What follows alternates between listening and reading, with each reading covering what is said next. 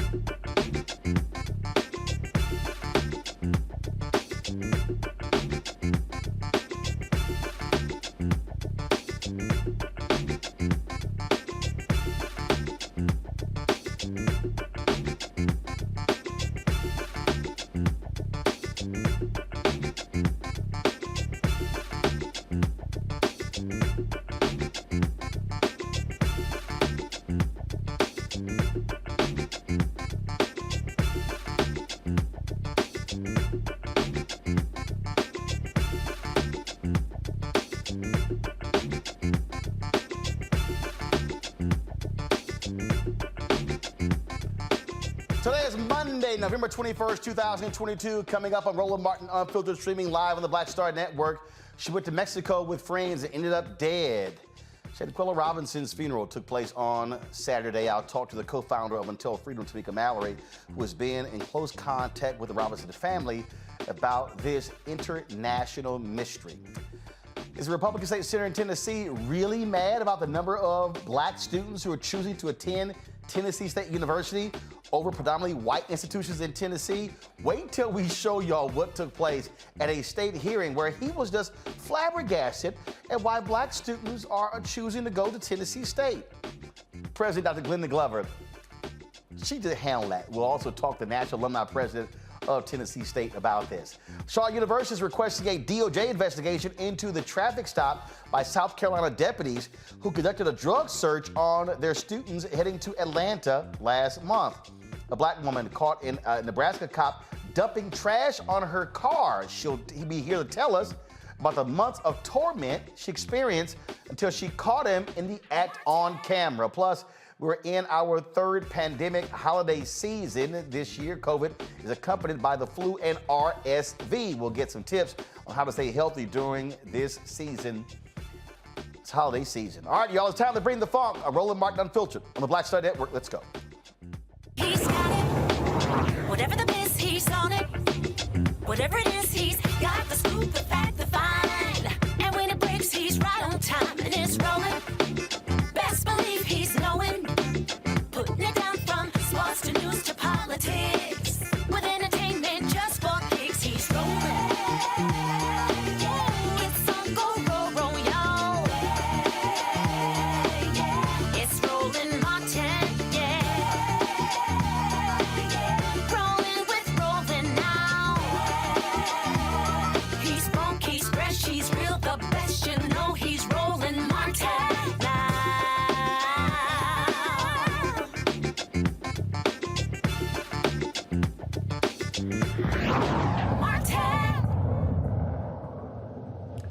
Mexican authorities opened an investigation into the mysterious death of Shanquella Robinson. On Thursday, Mexican prosecutors announced they opened this investigation. Robinson was on a birthday celebration with a group of friends from Charlotte in Cabo San Lucas, Mexico, where she was found dead. Robinson's family has sought information about how their daughter died 24 hours after arriving in Mexico.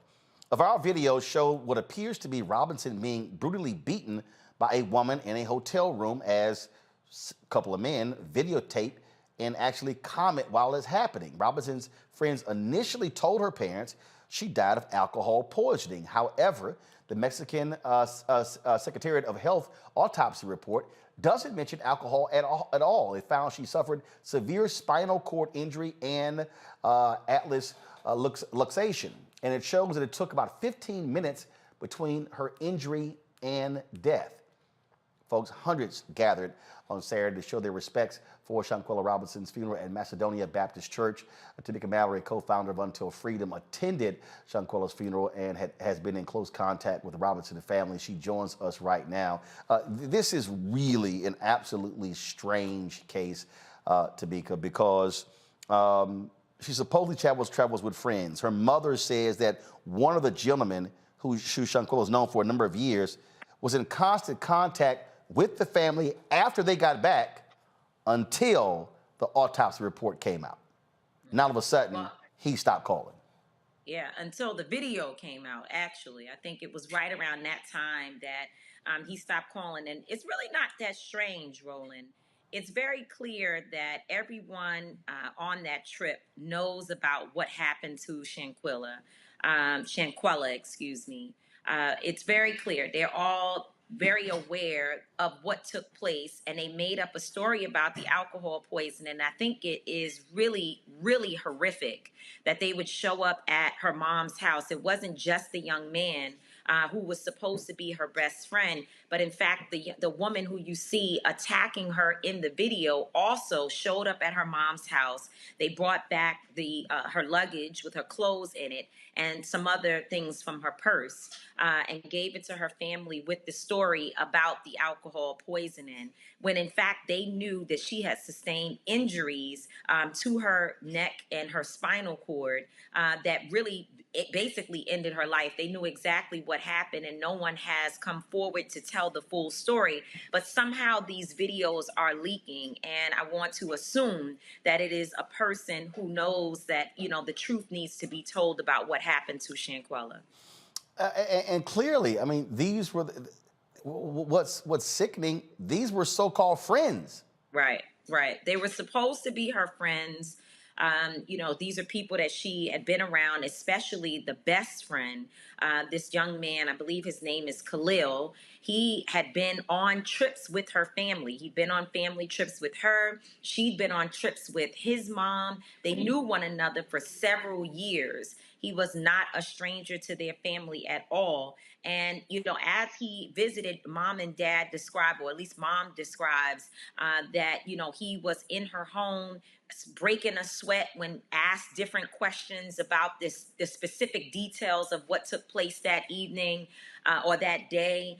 He also, you know, he looked unwell. And one would think that maybe it's because his best friend died. But now after we see the video and her mom is able to recognize the voice in the video, and it sounds like him saying, "Are you going to fight back? Are you going to do something for yourself?" So it seemed to be a joke, and probably until it wasn't funny anymore. So funeral takes place. The FBI there in Charlotte, they also are now involved. Yeah. So the FBI at first, the State Department put out a statement based upon, of course, what the Mexican authorities released to them, which was that there was no sign of foul play. Hopefully, I hope that they did that in advance of the medical examiner's report coming out, which is problematic in and of itself, because we should certainly be waiting for a medical examiner's report before making a statement about whatever the case may be with this particular person, or with a victim, or a person who has died in any way. And so they didn't do that. They put out their statement prematurely. And of course, now that the video is out, it has changed things. In addition to that, the social media, as you know, does its own job. And so before even the video details, people were questioning what happened to her. Then the video drops, and people started tagging me saying, you know, have you seen this? Pay attention. Even close friends and family of mine reached out to say, you know you got a lot of things going on, but this situation seems really, really serious and it needs our attention.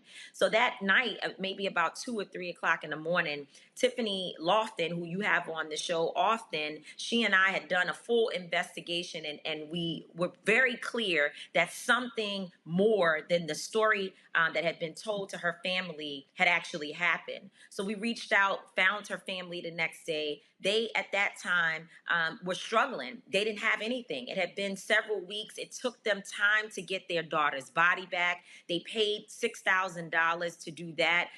Her father, Mr. Robinson, describes this process of looking for his daughter by calling every number possible in Mexico, trying to locate her remains. They still don't have all of her possessions. And so as we, found out that they needed support, we went right into organizing mode. We started sharing information, asking people to contact the ambassador to Mexico and the United States, also reach out to the State Department, the FBI, and people, by hundreds of thousands of people. We know for sure because we've been tagged in the videos.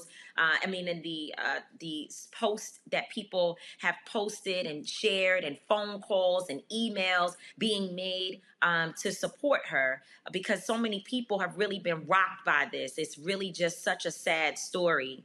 And after, several days, including, of course, and first and foremost, the parents being very, very, very, very intentional and not giving up on ensuring that the authorities look at this situation a little bit closer. And with all of that pressure put together, they decided more has happened here and there needs to be a full investigation.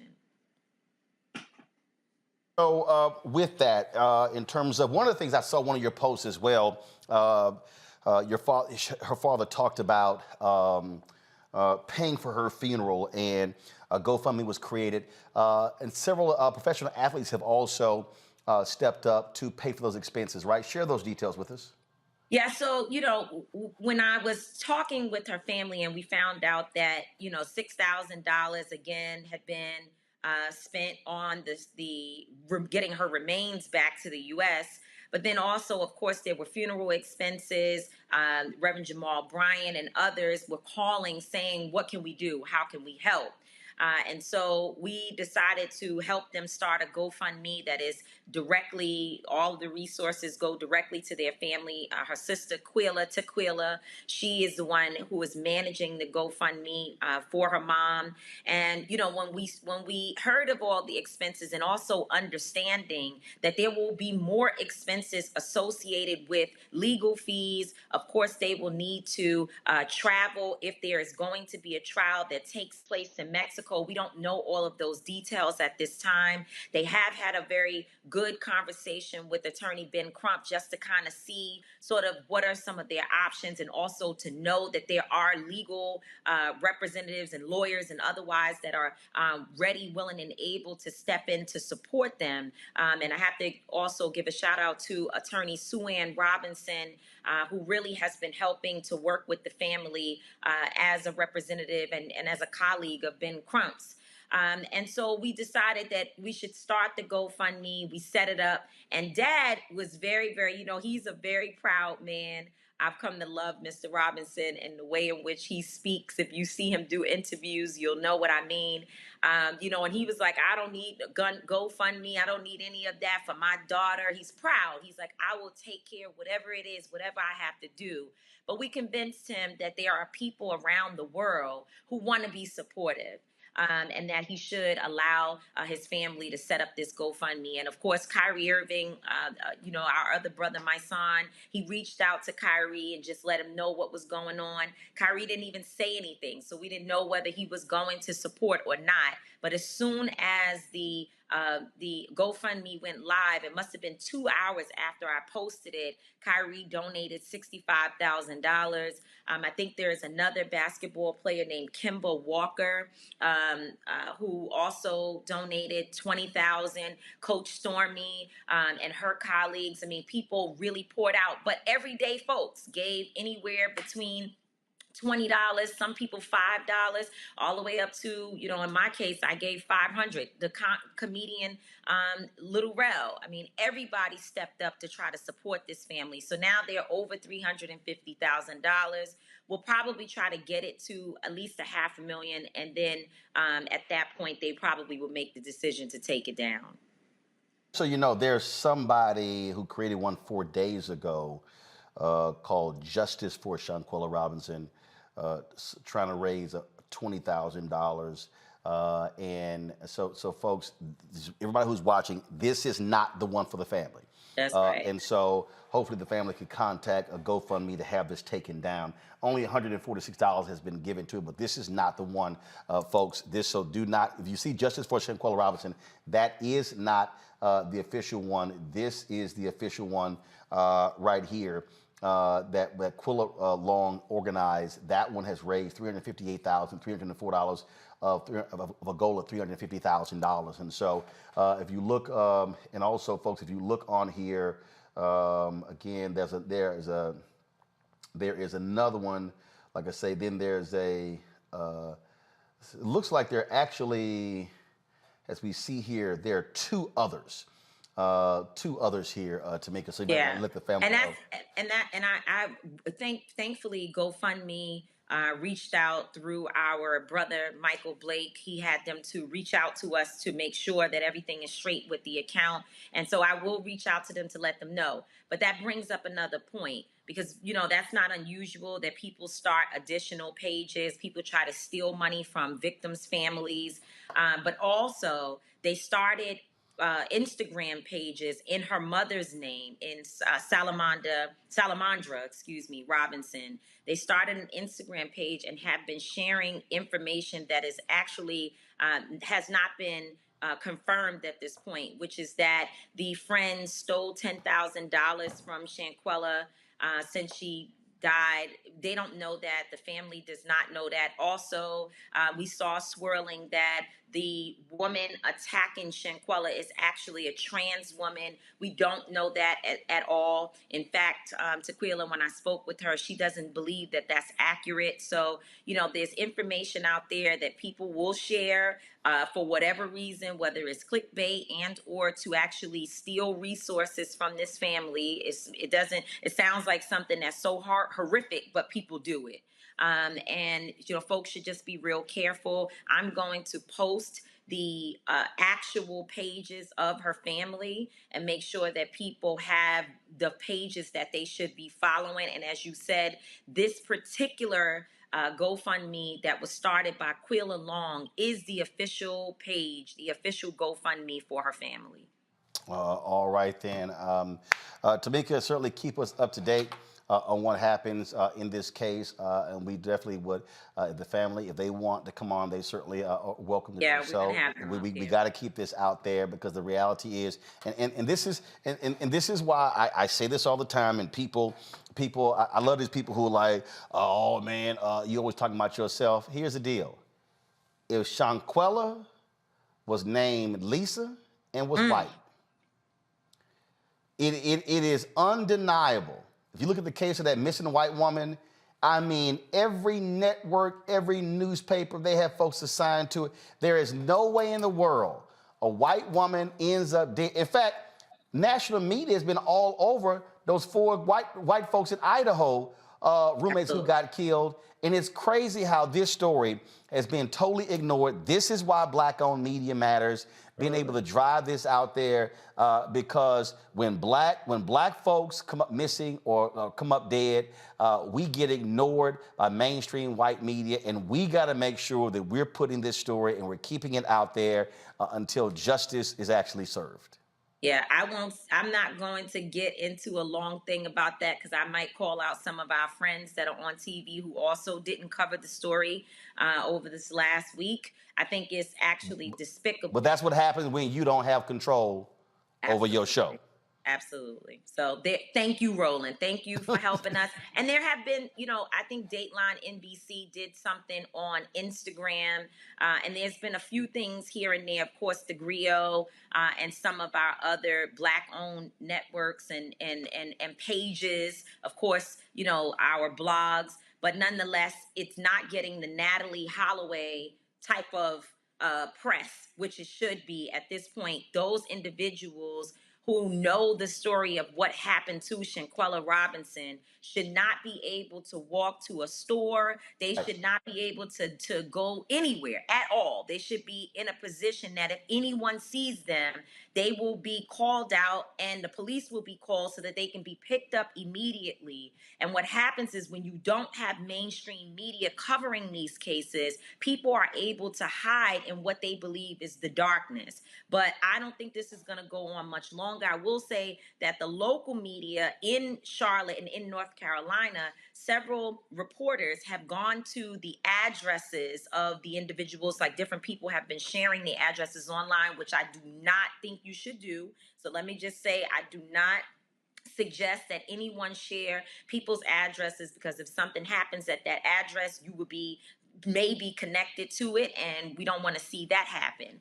But when these reporters went to those addresses, they knocked on the doors. No one is answering. Many of the places, there's no one home because they've been staking out the, residences. So at this point, it seems as if entire families have been uprooted from their homes to try to figure out where to go while they lay low. And if I'm a parent, I have a son, he's 23 years old. I love my son so much. But if I find out, which I know he would never be, because if he does something in this realm, I'm going to kill him before anybody else can get to him. But nonetheless, if he was involved in something like this, understanding what this family is going through, I would make sure that he goes forward and tells the truth about what took place. And I think all families and anybody, friends or whomever, who knows about this situation should make sure that if you are harboring one of these individuals, that they turn themselves in and report what took place in that house.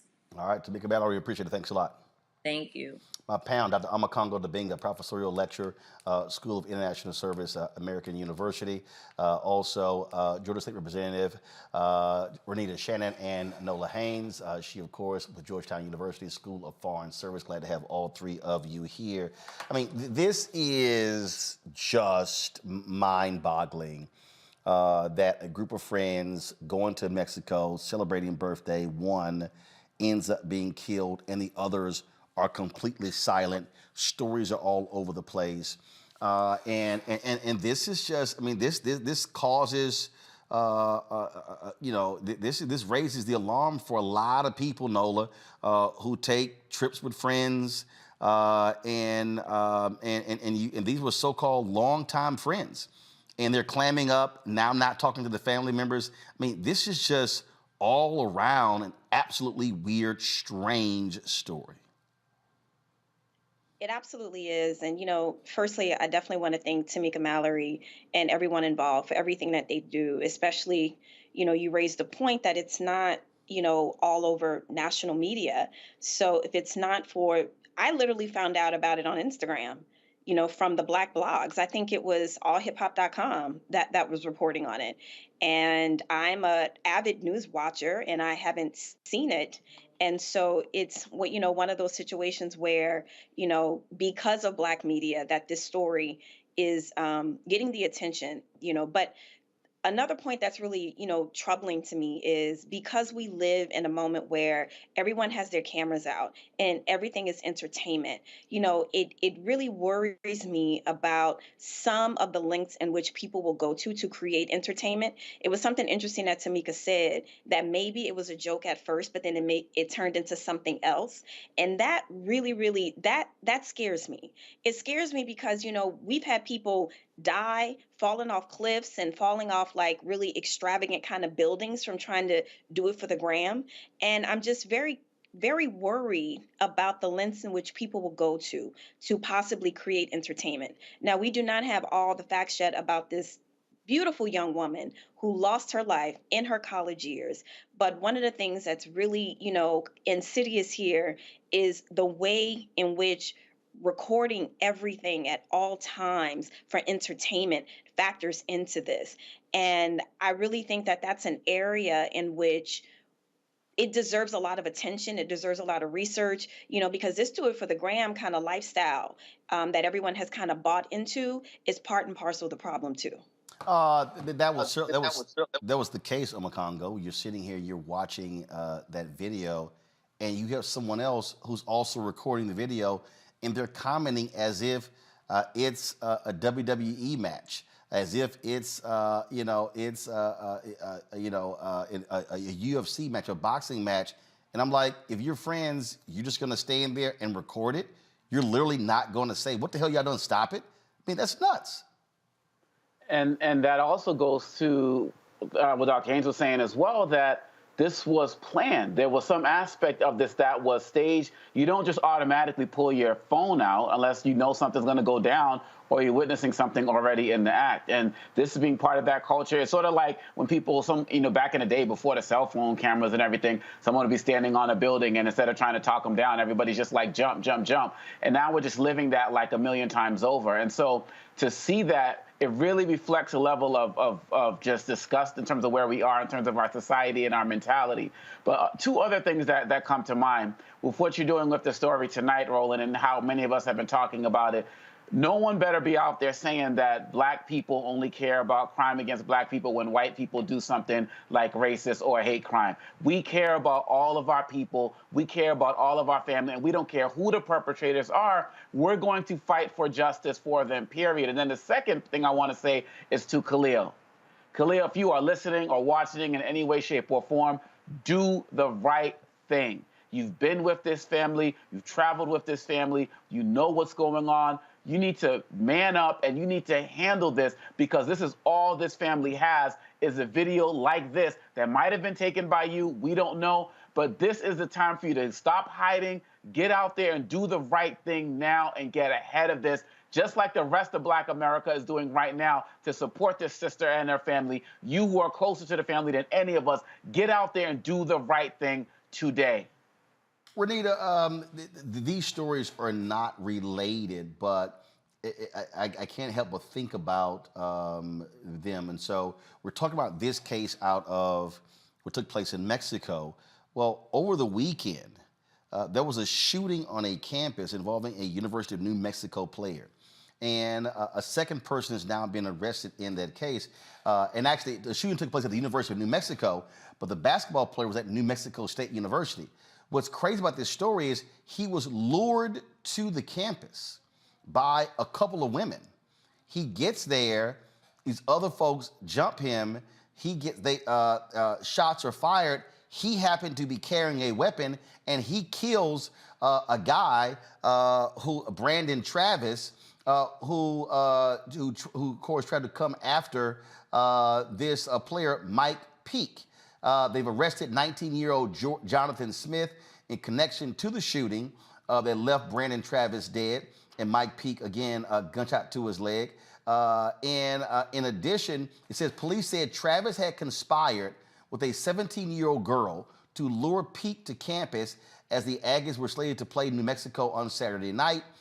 Travis and the girl conspired to lure Peake to the UNM campus and jump him as retribution for a fight that involved Peake, Travis Smith, and another individual named Eli.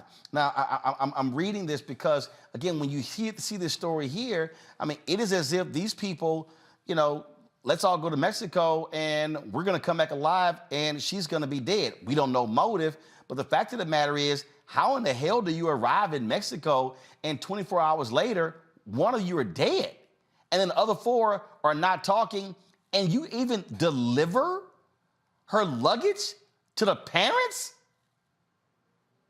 Yeah, see, and this is what, to Nola's point, the thread that ties both of these stories together is people in advance deciding that they're going to do harm to someone and then making a plan of action for that to happen. With the Shanquella story, that to me, those look like real punches. So I doubt that this was some sort of staged joke, but it does make me wonder if those who were recording knew that this other person had an issue with Shanquella and knew that that person was about to assault her.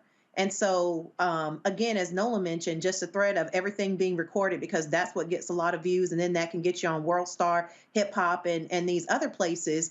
That, I think, is the common thread between both of these stories. This tragedy is really sad. Again, just like the other panelists have said, I have, to this day, have only seen information about Shanquella on Instagram. I've not seen it on, any sort of national news. I've not even seen it on other social media platforms. And so we as a Black community have got to make our voices heard to get justice for Shanquella. But also another thing that needs to be done that I have not heard mentioned yet is that this incident happened in Mexico, which means Mexican authorities have jurisdiction to investigate this case. But we as Black Americans and everybody who cares about Shanquella and her family, which everyone should, need to put pressure on the United States government to put pressure on the Mexican government to take this seriously and really find out what happened. Because, obviously the U.S. cannot control the investigation, but what you typically see happen when something happens to an American in another country, particularly if they are white, is that the United States government makes it clear from the beginning, we want a real investigation, we want real answers, and we will continue to watch for those answers, and we want them in an expedient time. And so that is something that I'm not seeing happen yet as far as calls, but I think that is one of the strongest things that we all can do for Shanquella's family. Indeed, indeed. All right, folks, hold tight 1 second. When we come back, we're going to talk about a white state senator in Tennessee. Y'all, he is just befuddled at this explosion in student enrollment at Tennessee State University. And he's concerned because they're not going to the other predominantly white institutions in Tennessee. And he's not happy. Wait till we show you what actually happened in a state hearing that even had the Tennessee State President, Dr. Glenda Glover, pretty much laughing like, dude, are you serious? We'll talk with the alumni president of Tennessee State University next on Roland Martin Unfiltered, right here on the Black Star Network. Download the Black Star Network app, all platforms, Apple phone, Android phone, Apple TV, Android TV, Roku, Amazon Fire TV, Xbox One, Samsung Smart TV. Also, support our Bring the Funk fan club. Your dollars make it possible for us to do what we do, for us to be able to travel around this country. We got some things coming up, folks, that we're going to be this weekend, the Bayou Classic in New Orleans. We're going to be in Georgia next week, covering the Warnock U.S. Senate runoff. We're going to be in Tulsa on Tuesday for an event dealing with the survivors of the race massacres, their quest for compensation. And so a lot of things happening. SWAC Championship in Jackson, Mississippi. And so your dollars allow us to be able to do what we do. Check in money orders. Go to P.O. Box 57196, Washington, D.C. 20037-0196. Cash App, $RM Unfiltered. PayPal is R Martin Unfiltered. Venmo is RM Unfiltered. Zelle, Roland at RolandSMartin.com. Roland at RolandMartinUnfiltered.com. We'll be right back.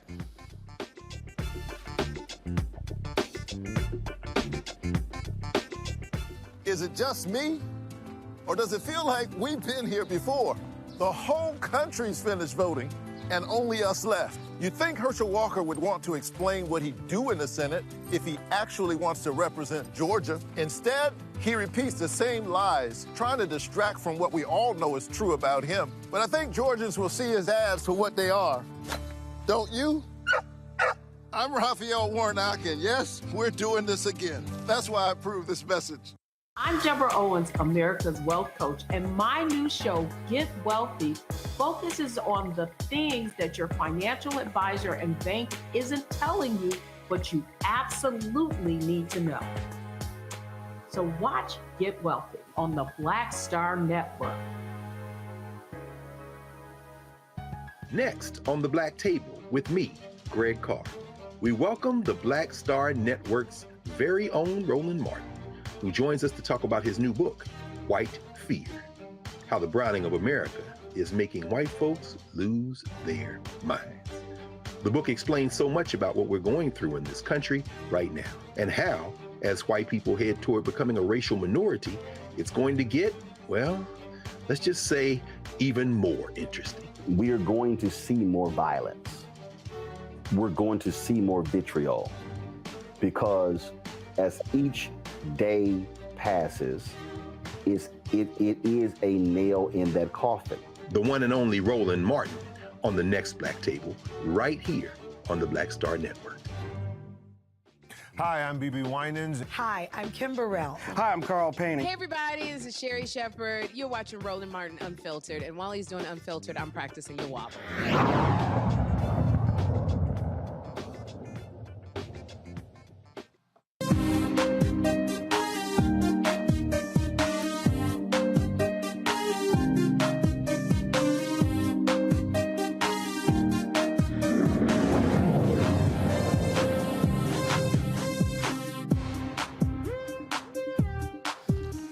All right, folks, last week, Tennessee State University had to explain to a Senate committee about the school's lack of housing for the number of its new students. Now, they've had an explosion of new students attending the university. Now, during that hearing, Republican State Senator Todd Gartenhire literally questioned Dr. Glenda Glover, the president of Tennessee State University, about this year's record number of first-time students.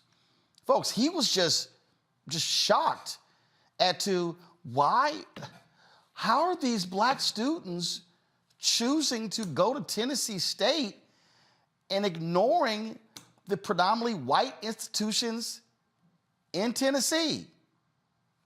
Watch this.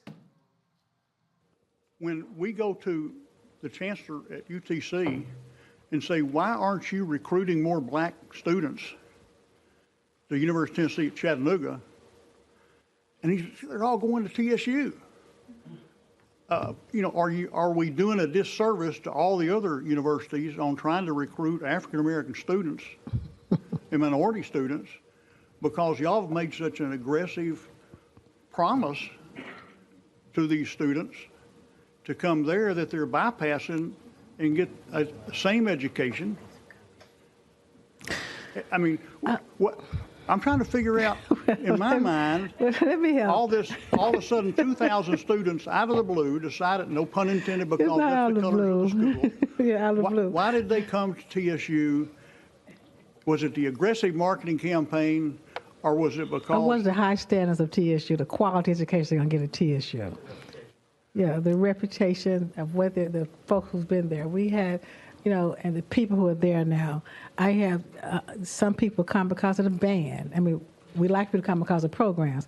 But I hear students who tell me, I want to go to TSU because of Rich Credit Band, who, by the way, I'm going to throw this in, who, by the way, just today got voted to be nominated for a Grammy Award, 2 Grammy Awards, our aristocratic bands. So, and that's, and that's one of the reasons. And, you said it's almost like I'm punishing them or blaming them. We're not blaming them. We're happy. I just make the point that we did do some aggressive marketing. When I say aggressive marketing, that means that we started meeting the students where they are. We had more digital marketing because, students live in a digital world. Prior to COVID, they lived in a digital world. COVID just pointed out to so many others that they live in that digital world. But because they're choosing TSU, I mean, that's a great thing. Let's keep it as a great thing, and not that it's taken away from UTC, because for years they took away from TSU and went to other places. So we're happy they're coming back home.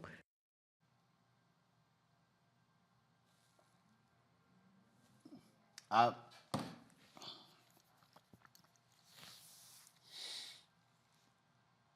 curious if Garden Hire has ever asked the president of the University of Tennessee, why are all of these white kids showing up in Knoxville? What? Is it because of the aggressive marketing tactics that they're using in Knoxville? Is it because their football team was ranked in the top 5 before getting blown out this weekend by South Carolina? What? Oh my God, what's going on here? Y'all, this dude literally was just shocked and astounded that black students are making a choice to attend Tennessee State University as opposed to the other white schools in Tennessee. Charles Galbraith Jr. is the president of the Tennessee State University National Alumni Association. He joins us right now. Charles, you heard Dr. Glover, like, I can imagine Dr. Glover going, did this fool just actually say that? And you hear her laughing, and this guy sees it as a problem, as opposed to saying, wow, this is awesome, the record enrollment at one of our state universities, our HBCU here at Tennessee State. Hey, this is a great thing. No, he literally has a problem with it. Yeah, it's pretty unfortunate. Good evening to you, Brother Martin, and thank you so much for having me on your show tonight. I joined thousands of alumni and just joining our esteemed President, Dr. Glover, and just saying how just outlandish the comment was. We represent alumni and students who are brilliant, students who become top sellers, students who become top leaders in the communities, and we are trailblazers in every field when it comes to music, when it comes to sports, when it comes to business, when it comes to technology. And so to question why these brilliant and bright students would come to Tennessee State University, it blows my mind. And of course, we are the blue and white in Nashville, Tennessee, Tennessee State University. And so to hear us being spoken of as out of the blue when we've been founded since 1912 and been That was alumni. oh my God, they're just out of the blue. Like, Amazing. Like, boy, Negro just popped up everywhere and just started showing up in that. I mean, it was like, dude, are you serious? But see, this is also what happens when you have white political folks, and let's also be clear, okay? This state also owes Tennessee State $500 million. Yes, sir. For being underfunded. And so here's my issue. You know, they're questioning Tennessee State over its housing issues. How about y'all send the $500 million and we not gonna have a dorm problem? Absolutely. The funding is what is necessary. So we can talk about things that they're throwing out there. They're throwing out the audits. They're throwing out the lack of dorm and the lack of housing. Of course, we did have the issue where we had to request further funding for hotels. That's something that is common amongst other schools that are going through that boom in their first year students as well. But what we're finding is if we had the funding, we wouldn't have these issues. We could have proper dormitories. We could have the proper resources for these students that we're expecting. And that to me, but see, again, to me, what is insulting, there is no way this white state senator would dare question the president of the University of Tennessee in asking, oh my goodness, if you've got a record freshman class, how dare you? Why are they choosing Tennessee and not the other PWIs in Tennessee? He would never do that. It's amazing to me because this is the largest class that we have had at Tennessee State University. First year students, 3,567 students. And what is just amazing to me is that for years they've wanted enrollment to increase. And so now we have an increased enrollment, and there are statements that they're making about that as well. So, you know, it's one of those situations where we want to continue to recruit top quality students to Tennessee State University, students who want to go to a university that can nourish them, a place where people look like them, a place where they can go and they can show their brilliance and not have to deal with some of the inequities of society, but they still are having to deal with that as a system. And so that's what we're facing now. It's just, to me, it's just crazy that the tone that he used, he's simply incredulous. He's just like, oh my goodness, and why are they choosing Tennessee State over these other schools?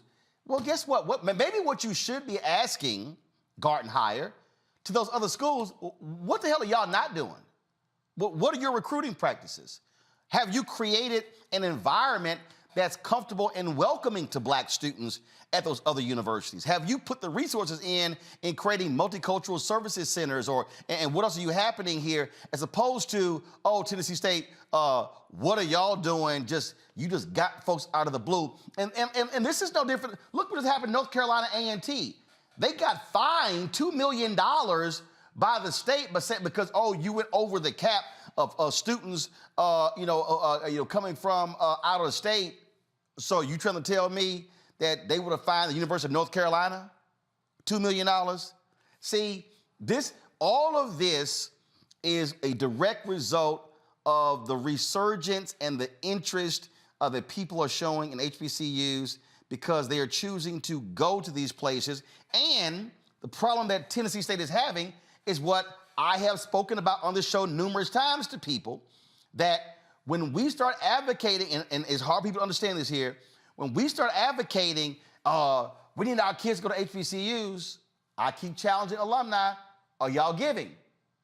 Are you helping the university lobby for more resources? So it's one thing to say we need, go Tennessee State, but Tennessee State has to have the infrastructure. I keep telling people there are 107 HBCUs in the United States. They have about 230,000 students. There are 1.6 million black students who go to PWIs. If 10% of the black students choose to leave a PWI and go to and go to a HBCU, HBCUs literally cannot handle the infusion of students because of the infrastructure. They simply don't have it. So we've had dorm issues at Florida A&M, Tennessee State, Texas Southern and Houston, other places, because when you have an explosion of growth, you got to be able to put them somewhere. And if you don't have the facilities on campus, guess what? You got to put them in hotels or apartments or other places. That's what Tennessee State is facing. And so it's a bad problem resulting from a good problem, but the lawmakers should be saying, how are we going to get the $500 million in the hands of Tennessee State for the infrastructure? That's what should be happening. Absolutely. You know, and the growing pains need resources. The growing pains, when we are going through this huge growth, and there's a variety of reasons for the growth. You know, they speak of the HBCU renaissance, and we know of ambassadors such as our band and some of the head football coaches. But what is more important is that we have the star power, but we also need the funding. And so, yeah, we do need alumni to give, and we do need people to be aware of our needs so that they can fund our needs, so that we can continue to produce top students in the country, so that we can continue to put out quality students so that they can impact the world. Absolutely. Charles Garber Jr., we certainly appreciate it. Thanks a lot. Thank you.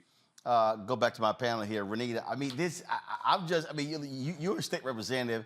I'm sitting here going, dude, are you serious? See, this also reminds me of the white guy in Minnesota. Guys, let me know if y'all find that video. I know we did it before, where the white trustee of a university in Minnesota was questioning the university president by saying, oh, we have too much diversity. Basically, why we got all these black people at our schools when we pretty much are a white state? I mean, if anybody needs to understand why I wrote this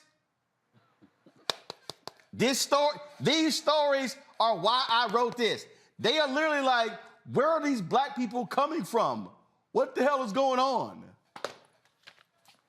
Yeah, so watching that video, my blood pressure doesn't even raise because it is representative of every single committee meeting I've been in serving in the Georgia House of Representatives at the state level. So all of my committee meetings look the same way. And I bet that if you talk to that senator, he probably would not even understand what people are complaining about in his comments. What I will point out to folks who are watching your show is the professionalism of Dr. Glover, because I'm sure a lot of people probably thought, well, now, why didn't she just ask him, had he lost his mind? Why didn't she just check him?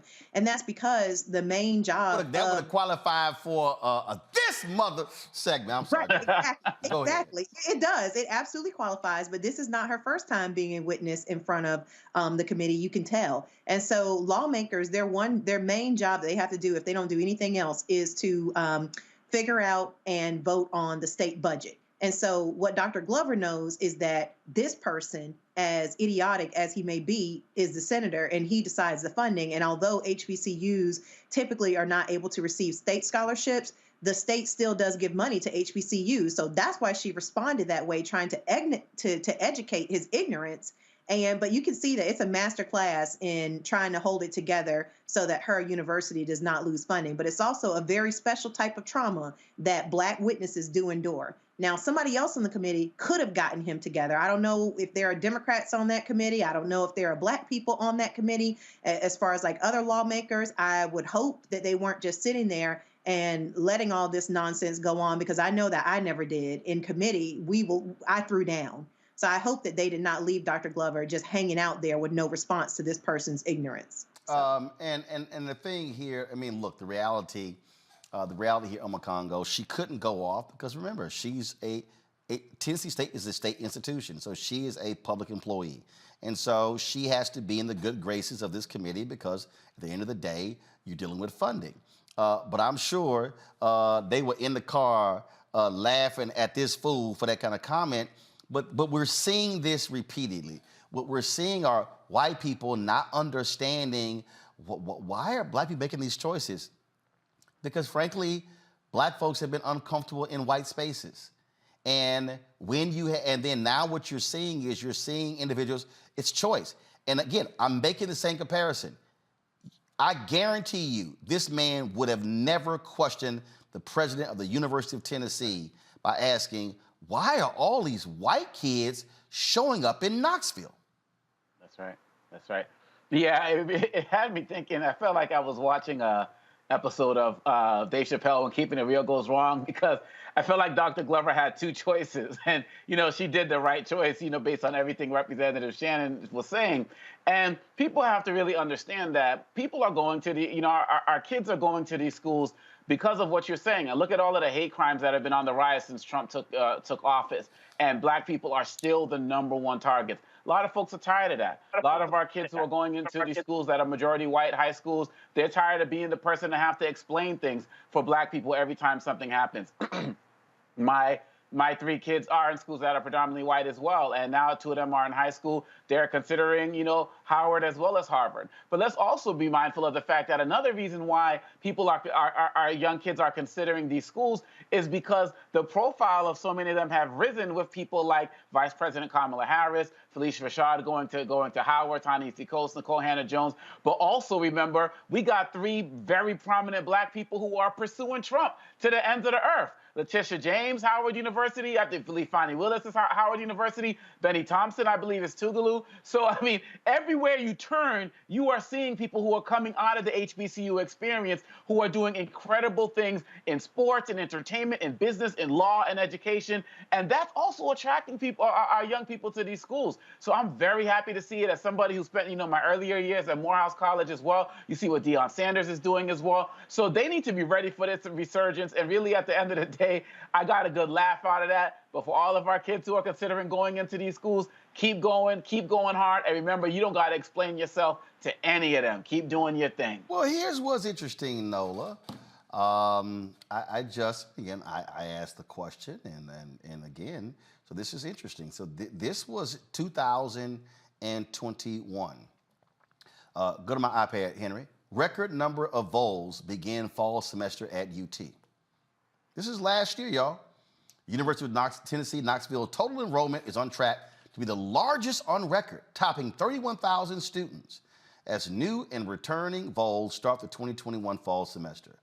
A huge factor in that growth comes from a record-breaking undergraduate enrollment of approximately 25,000 students. More than 5,900 new first-year students, making up the largest first-year cohort on record and marking a 23% increase in new first-year enrollment over the past 5 years. Now, Nola, that was last year. What about this year? Oh my God! Guess what? The University of Tennessee welcomes a record-breaking number of first-year students. Not the 5,900 last year, but 6,785 new students. Oh my goodness. Look at this quote. I am so proud of all our volunteers and the work they did to get here. Whether they are a new student or returning student, UT Chancellor Donde Plowman said in a news release. We believe in them and are invested in their success. UT is a university on the rise, and we're seeing that people all over the country want to be part of what's happening here on Rocky Top. Nola, I can guarantee you, Chancellor Plowman was not questioned by saying, where are these people coming out of the blue coming to Knoxville? So my ears heard something different listening to that. As you know, I went to a PWI for undergrad. I grew up on an HBCU campus. I grew up in an HBCU environment in New Orleans. My daddy worked at Xavier.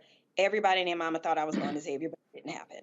So I have 2 points on this. So while I was also an undergrad at UCLA, I always worked in an administrative role. So what I heard in that question is you are messing with our state-funded dollars when it comes to DEIA, because I don't know Tennessee state law when it comes to higher education, but some of these schools get paid for these Black and brown bodies on campus. So I'm wondering how much of his question had to do with you're interrupting, with our state funding here versus a genuine curiosity. I could be completely wrong, But that's what I heard in that question. And I also, thought, Dr. Glover, she handled it very well. But honey, that chuckle at the beginning had me chuckling because she was like, okay, tried it today.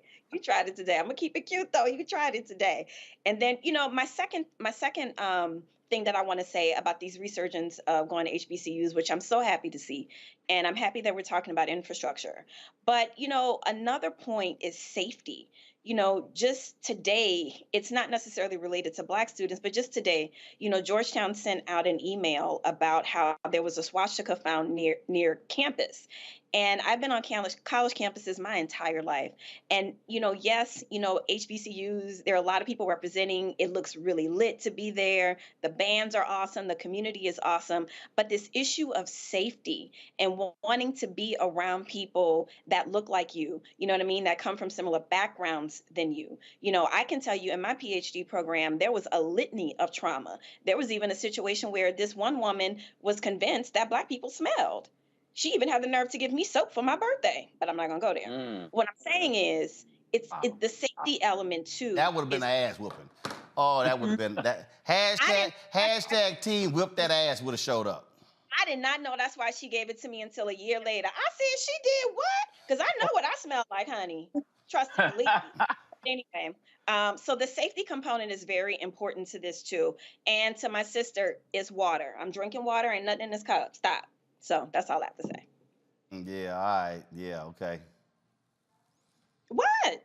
We know you from New Orleans.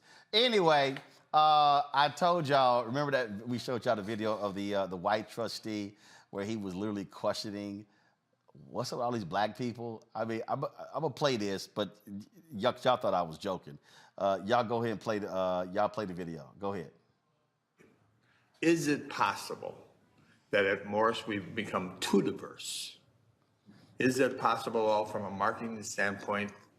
For instance, Chancellor, I've received a couple letters, two actually, from friends whose children are not going to go to Morris because it is too diverse, let's say, a campus. They just didn't feel comfortable there.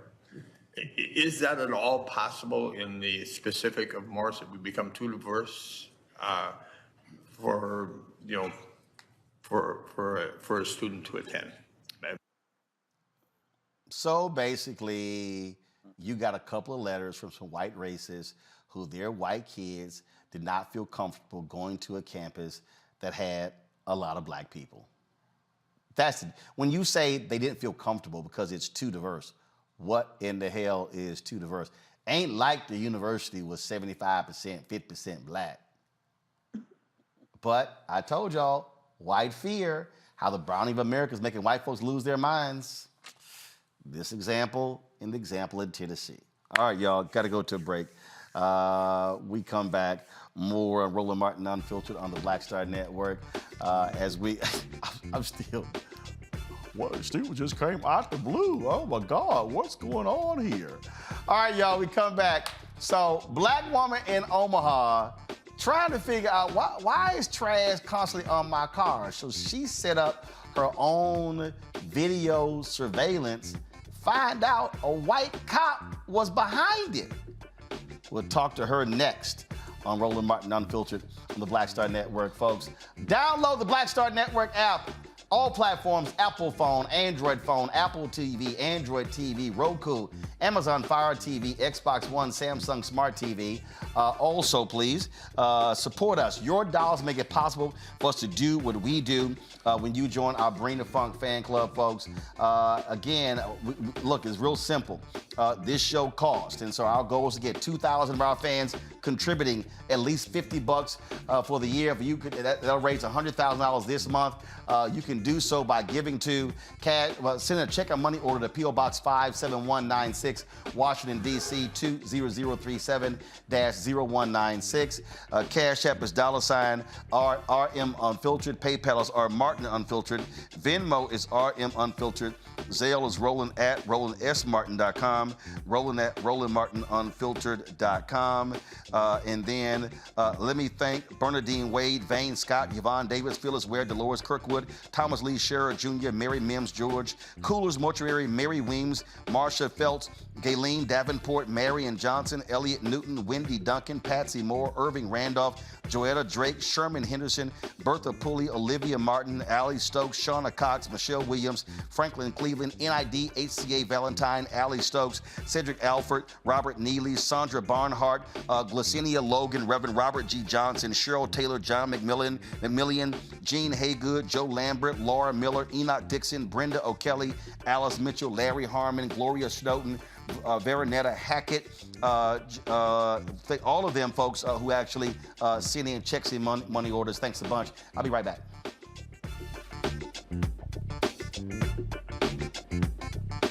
Is it just me? Or does it feel like we've been here before? The whole country's finished voting, and only us left. You'd think Herschel Walker would want to explain what he'd do in the Senate if he actually wants to represent Georgia. Instead, he repeats the same lies, trying to distract from what we all know is true about him. But I think Georgians will see his ads for what they are. Don't you?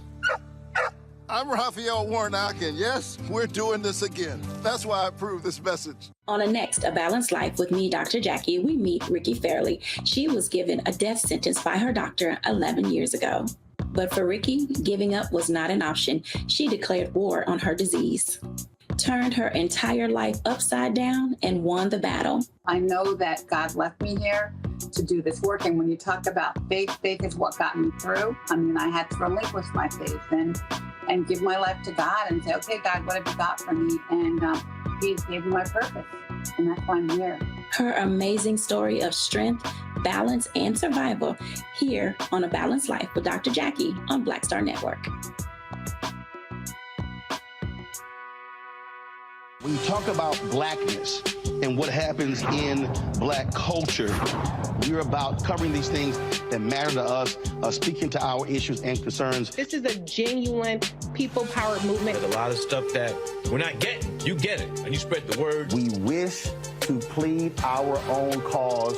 Too long have others spoken for us. We cannot tell our own story if we can't pay for it. This is about covering us. Invest in black-owned media. Your dollars matter. We don't have to keep asking them to cover our stuff. So please support us in what we do, folks. We want to hit 2,000 people, $50 this month, raise $100,000. We're behind 100,000, so we want to hit that. Y'all money makes this possible. Checks and money orders go to P.O. Box 57196, Washington, D.C. 20037-0196. The Cash App is $RM Unfiltered. PayPal is R Martin Unfiltered. Venmo is RM Unfiltered. Zelle is Roland at RolandSMartin.com. We're all impacted by the culture, whether we know it or not. From politics to music and entertainment, it's a huge part of our lives, and we're going to talk about it every day right here on The Culture with me, Faraji Muhammad, only on the Black Star Network. I am on screen, and I am representing what a black man is to the entire world that's going to see this. And this might be the only black man, a representation of a black man that they see. Right. So I am responsible. Right. For how they see black men.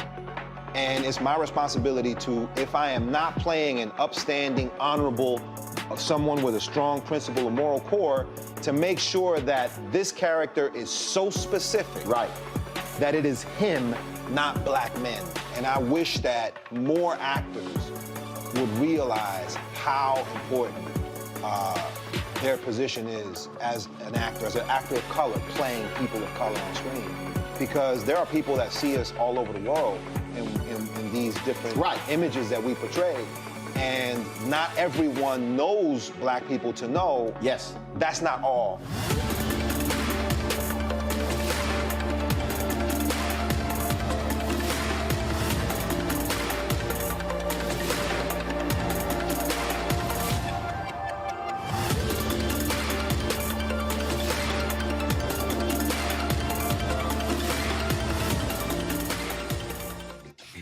Antonique Smith. Hey, I'm Arnez J. Hi, this is Cheryl Lee Ralph, and you are watching Roland Martin, Unfiltered. I mean, could it be any other way? Really? It's Roland Martin.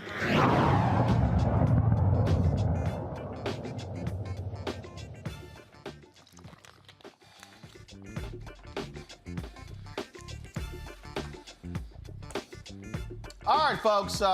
What it means to be black in this country. Check this out.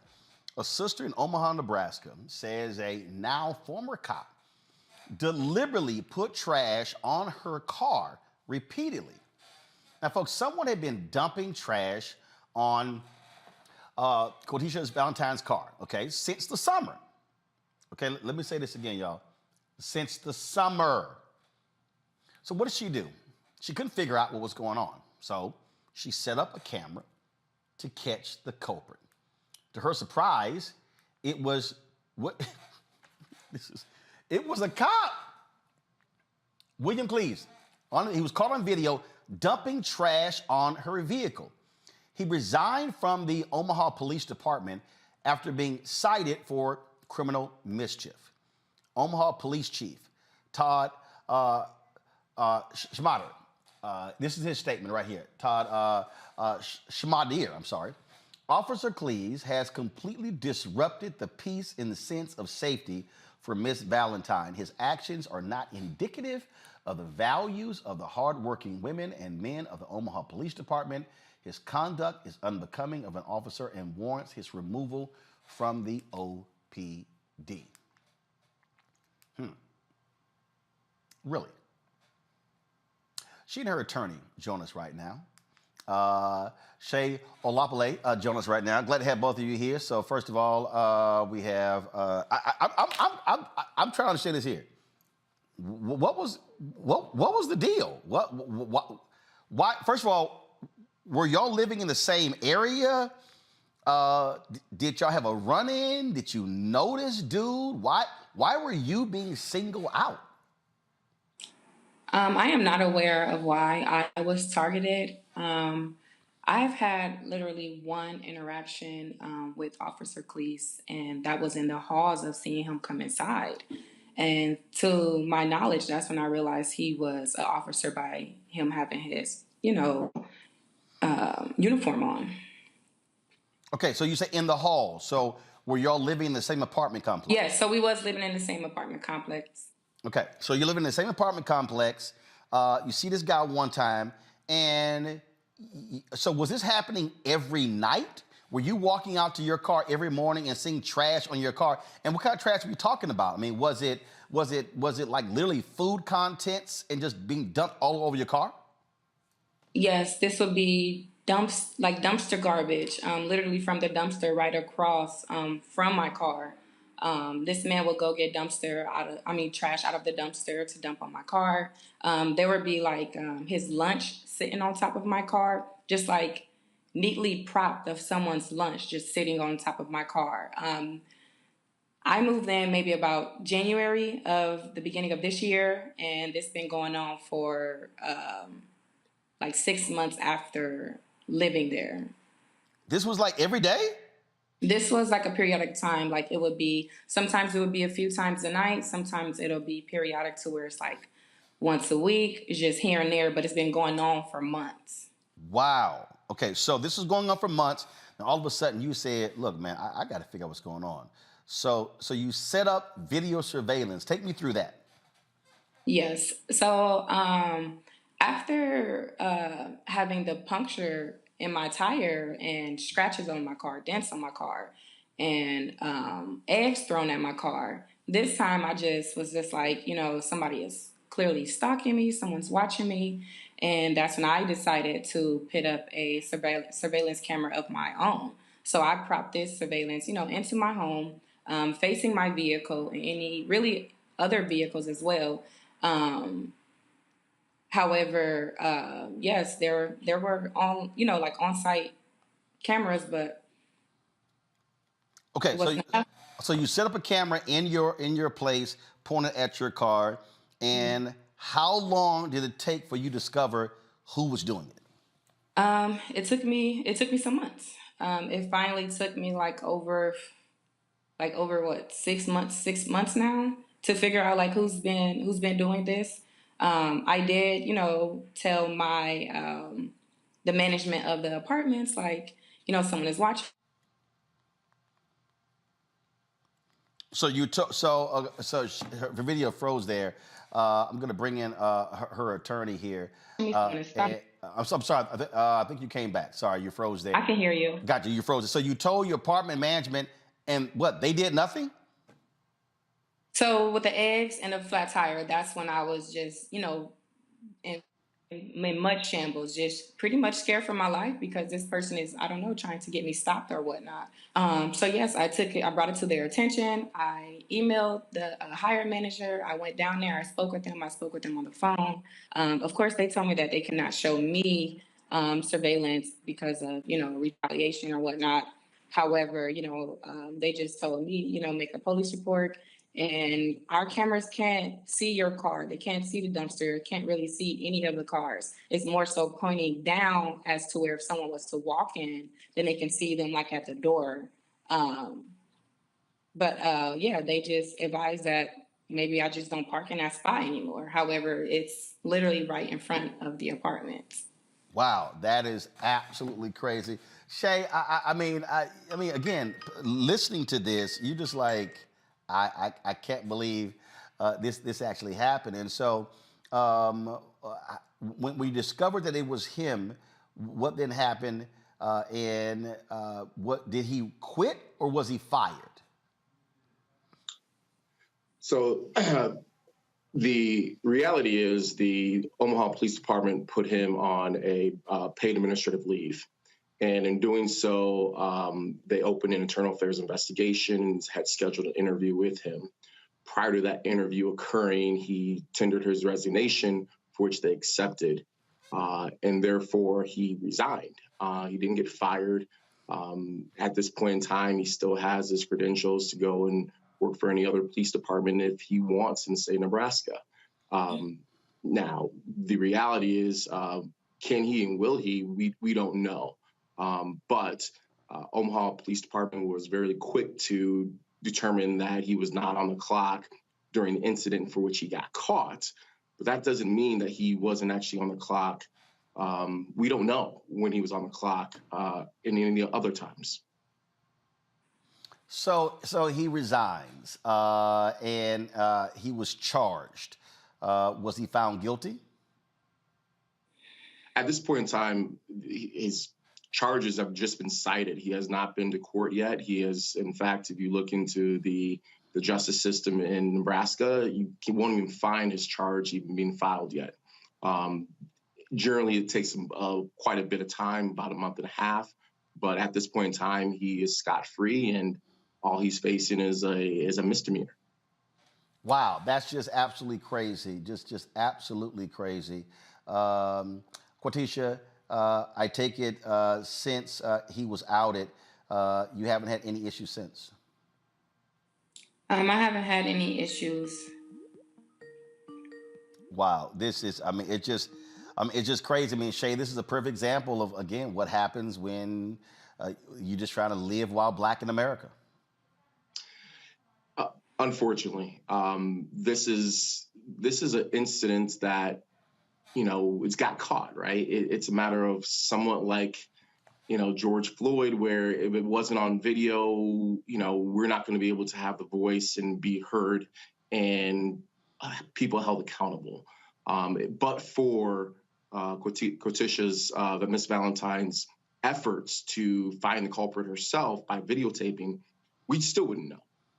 We would still be going about life and having a police officer not being held accountable and being able to circumvent the law simply because he wears a badge.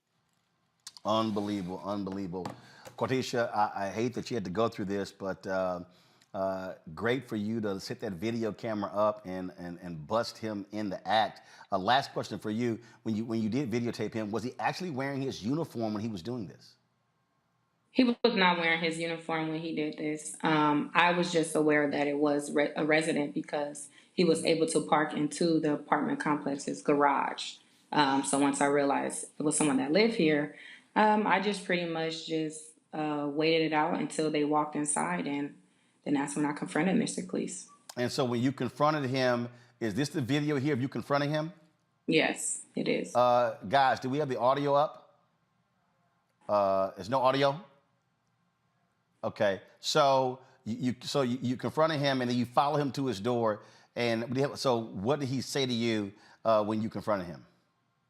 Mr. Cleese didn't say anything. He just, as you see, gave me a sign, and he walked inside his apartment. Boy, racists will be who they are. Look, we appreciate it. Quatisha, thanks a lot. Shay, thank you so very much. Let us know what happens with this case if he's actually brought to justice. Absolutely. All right, thanks a lot. Thank you. I mean, damn, I'm a Congo. Can we? That's what I try to explain to people. It is hell being black in America. Damn, we just trying to live, and this fool here wants to dump trash on a car, puncture a tire.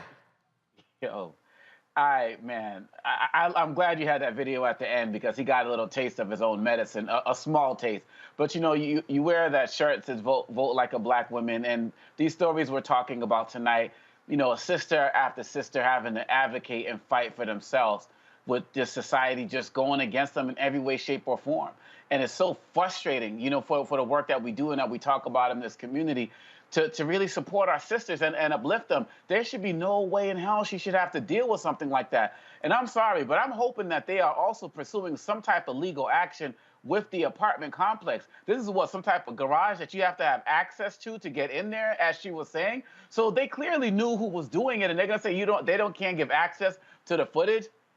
And they also can't confront him in any way, shape, or form. So is there some type of complicity going on? Or they just didn't give a damn because she was a black woman? In some way, shape, or form, she needs to be going after them as well because she needs to get paid. And then lastly, I am so tired of seeing issues with these officers, whether it's larger cases like these murders that are happening or situations like this where they're just allowed to resign. They need to be fired. This is another reason why we need to go hard in 2024 to make sure we get enough senators and people in the House as well to get this George Floyd policing bill passed so this guy can't go anywhere in the country and still be a cop.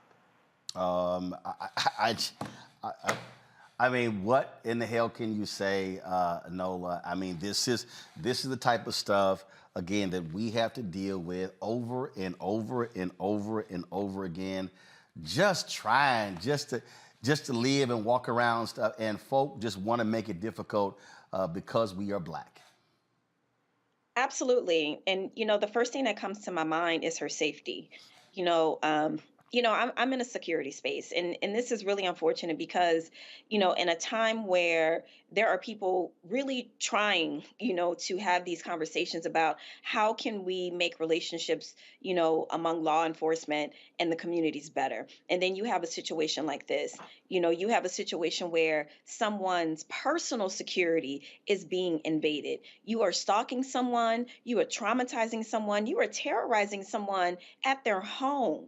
And that is like a really different form of this, right? Because this is intimate, this is private, this is inside a secured facility where there are cameras, and she isn't being protected where she lives. I'm also very curious about the demographic in that where she's living. Are there other Black people that live there? Are they also feeling threatened? Have they also gone through similar situations? I am very concerned about her safety, and I'm also irritated because she probably yet again has to take in her own hands her own personal safety, and that is not cheap. But I am worried because he is a cop, and if there's going to be some sort of retaliation involved with this. But this is just one of those kind of demoralizing situations where it's like, yes, we are just trying to live. Like, I don't know any Black person that wakes up in the morning and say, how can I mess with others? How can I mess with white people today? I don't know anybody who does that. We really just want to live our lives in peace and in safety. And as a woman, this makes me feel a way because it's like, okay, this is a law enforcement person, who has access to her private residence in terms of where her car is parked. And, to all the women out there, we are definitely living in very, very interesting times. And please be careful. If you're able to, please put up security measures if you're able to. And, I wonder if there's something that even needs to be started with some of these movements, that cater to women's issues around our safety, because these sorts of situations are increasing. And this is a problem. I am very, very, very worried for her safety and other women out there too. Yeah, well, it is just, I mean, it's crazy when you see this particular story here. All right, folks, got to go to a break. And understand, folks, about 30 minutes, we'll have a simulcast. I'm going to be on Joy and Reed show, the readout right here. We'll be a simulcasting on Rolling Martin Unfiltered on the Black Star Network and MSNBC. And so look forward to that. And so more on our show when we come back, including today's Black and Missing. Support us in what we do. Download the Black Star Network app, folks. All platforms, Apple phone, Android phone, Apple TV, Android TV, Roku, Amazon Fire TV, Xbox One, Samsung Smart TV. Also, support us at Brina Funk Fan Club. You can, every dollar you give goes to support this show. Check-in money orders go to P.O. Box 57196, Washington, D.C., 20037-0196. Cash App, $RM Unfiltered. PayPal is R Martin Unfiltered. Venmo is RM Unfiltered. Zelle is Roland at RolandSMartin.com. Roland at RolandMartinUnfiltered.com. And get your copy of your book, White Fear, How the Browning of America is Making White Folks Lose Their Minds. Available at all bookstores, online as well. Download it from Audible, or you can order from your favorite Black bookstore. We'll be right back.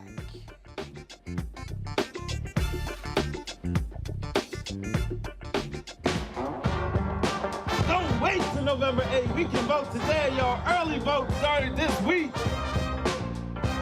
We're on Savannah State University's campus. We will be dorm storming today, giving out treats for everyone. We hope to see everyone at the polls when it comes to November. If you believe we got power, let them know. Make some noise. Put a fist up. I need to see a fist in the air because we got power. Come on, you put it up. Come get your shirt. We're out here in the streets of Savannah, Georgia. James, do not forget to go vote. I got you. If we vote the right people in, we can make a change. We can get these resources in our community. I am a woman, and it is important that we have the say-so of what we want to do with our bodies. We're concentrating on entrepreneurism, providing young people with resources and training that they need in order to change their trajectories. We want Black down. Democracy is on the ballot.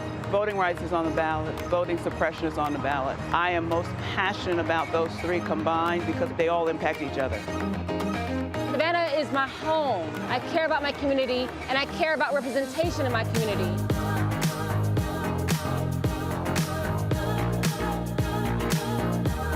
Our voices are still going to be heard no matter what kind of obstacles try to come up against us to stop us from voting. We're still going to be standing our ground.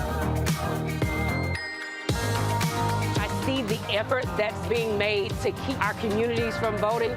So that makes me realize it's even more important, because if it wasn't important, they wouldn't be fighting to make sure we couldn't vote. This doesn't stop this year. This is a forever movement. We're going to exert our power as a people, walk in our rightful place. We're going to change our communities, fight for our communities, and build our communities.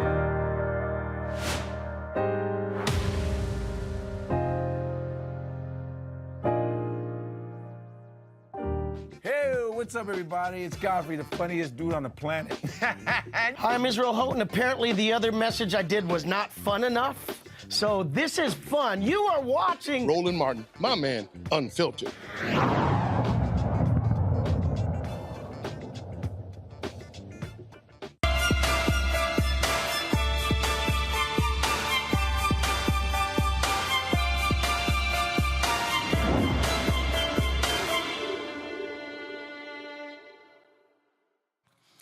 All right, folks, another winter season. COVID is still an issue, but now we're talking about flu and this RSV thing. What the hell? I know a number of people who have been hospitalized. People have really been knocked out because of this severe cold that's been going around, also leading to bronchitis and other issues as well. And so how do we prepare ourselves when it comes, what about shots? I mean, people have been acting a fool since we did with COVID. Oh, I want to get vaccinated. People are already complaining when it comes to flu shots, things along those lines. But the reality is Trust me, you don't want to get sick. Like I said, I know some folks, they've been knocked on their behind with this new cold out since 2.5, 3 weeks. It is real. And so let's talk about it right now with our Fit, Live, Win segment. We're, of course, trying to keep you all focused and healthy as well. And so joining us right now to talk about it is good Alpha Man. Glad to have him here. As always, breaking these things down, Dr. Charles. I'll give it, first of all, he's associate professor at Rutgers University School of Communication and Information as well. So glad to have him on the show. Is it Centillo? Just pronounce the last name, Doc. Centillo. Centillo, got it. Just want to make sure there. So all right, so first of all, I'm going to deal with COVID in a second, but this RSV, like I say, I know some people, they have gotten really sick. I mean, lethargic. I mean, knocked on their behinds. These are people who are like fitness folks who really got taken to them, that started off thinking it was sort of like allergies or something, and then it just evolved. So explain, what's this new thing going around? So basically, since the beginning of the pandemic, we have been trying to figure out how this virus mutates and how it affects different people. And as we probably have seen from the news, there are seemingly a continuous stream of different variants that we need to worry about. And that is just the nature of these viruses.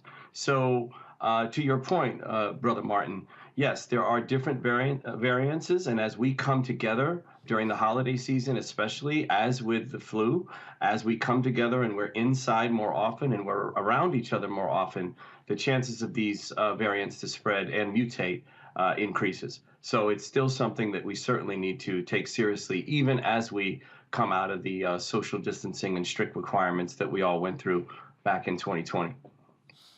This is, again, we're dealing with, obviously, still dealing with COVID, and people who don't want to take the additional boosters with COVID, don't want to take a flu shot, So walk folks through what that means if they choose not to do this, because with this RSV, I'm seeing a dramatic increase in hospitalizations and doctors warning folks, don't play with this. This is not anything to be playing around with. Definitely. I mean, we all have autonomy over our bodies, and we also have some responsibility of putting others at risk, especially as many of us will gather with family and friends for this upcoming holiday season this week, as well as in about a month for the New Year and Christmas and Kwanzaa. We have to be cognizant of what other people's status may be, and also what their risk tolerance may be. There are people among us that aren't necessarily older adults who are immunocompromised, who have heightened sort of risk, and if they do catch COVID, they have more risk of poor outcomes. So it's just something that we need to be cognizant of each other's risk tolerance and try to understand where people's beliefs may be, even at this point, right? As you mentioned, Brother Martin, there are people who are still maybe hesitant, maybe vaccine hesitant, or maybe hesitant when it comes to boosters. And it's something that we just need to discuss and get out there, especially if we're going to convene inside with each other during the holiday season. Let's do questions from my panel. I'll first start with Omakongo. Dr. Centillo, thank you for the work that you're doing in educating us on these issues. I want to know, in addition to the recommendations for the vaccines and the shots as well, are there also dietary things that people can be doing? I see when some of these things come up, people talk about, well, if you had more vitamin D and more vitamin C, and there's different type things, more water. Are there other things that people can do that can also help them and help them keep themselves safe this season? Thank you. I appreciate the question. As I'm an information scientist by my doctoral training, and I'm also a social worker, so I kind of deal with health information and how it can get to folks and what happens to it when it does get to different people, as well as how to deal with some of the social aspects of this. And you're exactly right. It's an excellent point. I was on the CD site earlier today preparing for this conversation with you all. And as you might imagine and guess, keeping fit and being healthy is a wonderful protective measure against chronic conditions and to help prevent both the onset and the progression of chronic conditions. So making sure that your mental health is in order, that you're relaxing and finding opportunities to cope with life stressors, making sure that you're sleeping appropriately, making sure that you're eating healthy. These are all things that we've probably known, most of us have heard all of our lives: move more, sit less, drink plenty of fluids. Also, there's tobacco use and what kind of damage that can cause. So the things that we've probably grown up with in terms of tips and guidelines for living healthy lives, much still true, and we must continue to be diligent about taking care of ourselves and each other, because the healthier we are, the more we can stave off, and the higher the chances that we can stave off both infection and then, if we do get it, the progression of the disease. Renita? Yes, thanks, Dr. Centio, for your advice on these issues. I've got a very specific question for you. After having COVID, it seems like, and I've talked to a lot of people who kind of experienced the same thing, and these are all folks who were vaccinated, but after having COVID, it seems like any respiratory infection is a lot harder to recover from. Just any kind of respiratory issues, just like a lot harder and a lot more difficult to recover from after you have had COVID at any point during the pandemic. Do you have any advice, or is this what you're seeing? And also, do you have any advice of how people should maybe switch up what they do for respiratory infections? Because I would say pre-COVID, most people just sort of got a couple of days of rest and just waited for it to went away, and it wasn't a big deal. But now every respiratory infection, it seems like it's a very big deal if you've ever had COVID.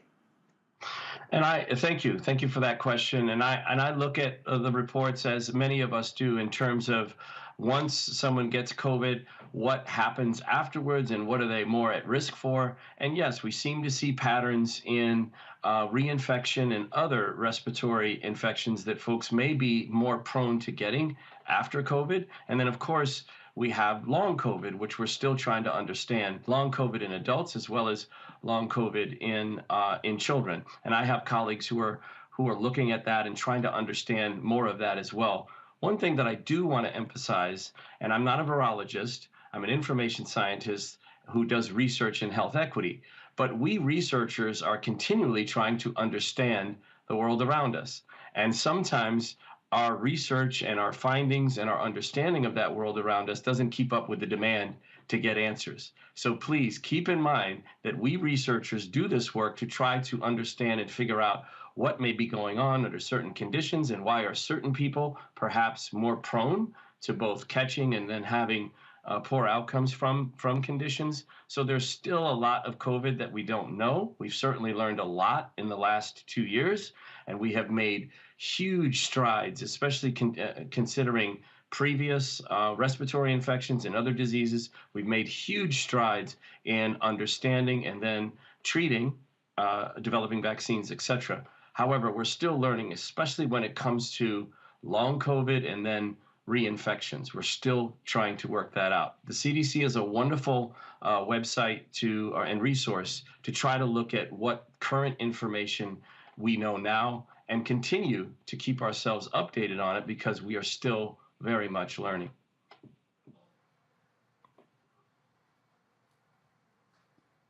Nola? Thank you so much, Dr. Centio, for your work. And as a fellow researcher, I definitely understand, why these asking and answering these questions are very important. And having lost over a dozen people in my family due to COVID in Louisiana, this is something that is very near and dear to me. So I have more of an immediate question since it's the holiday season. Do we yet know, when we're talking about respiratory infections, I know that there is maybe not causation, but correlation between the consumption of alcohol and the increase in respiratory problems.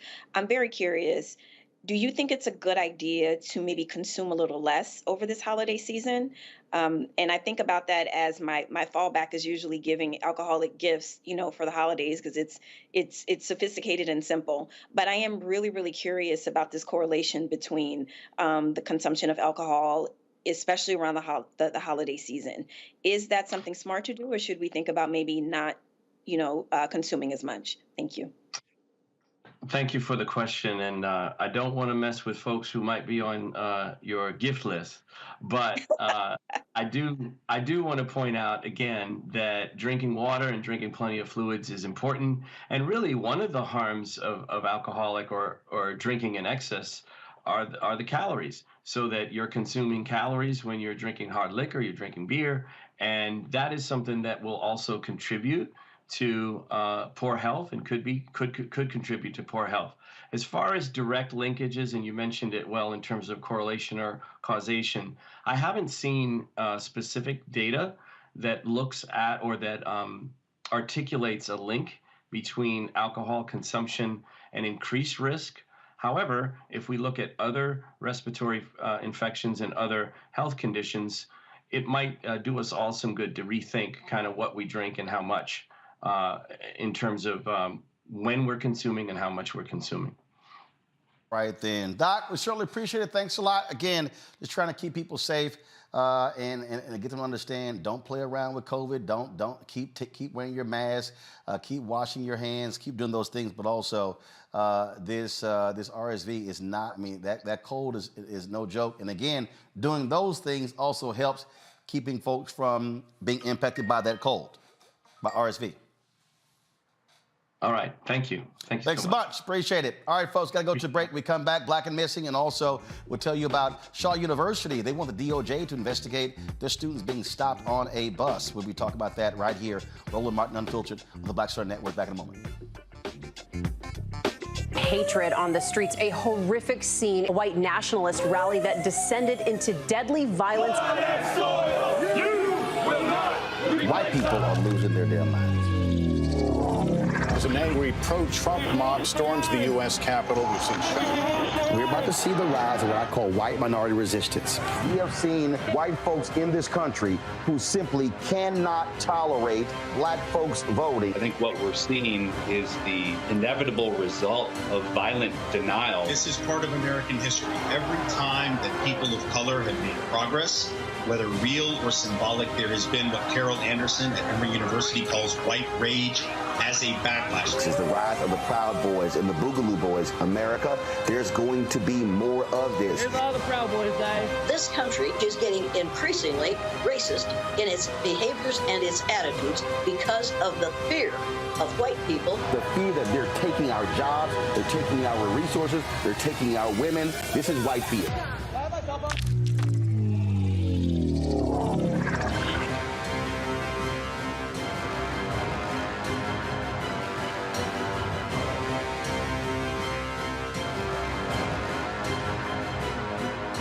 On a next, A Balanced Life with me, Dr. Jackie, we meet Ricky Fairley. She was given a death sentence by her doctor 11 years ago.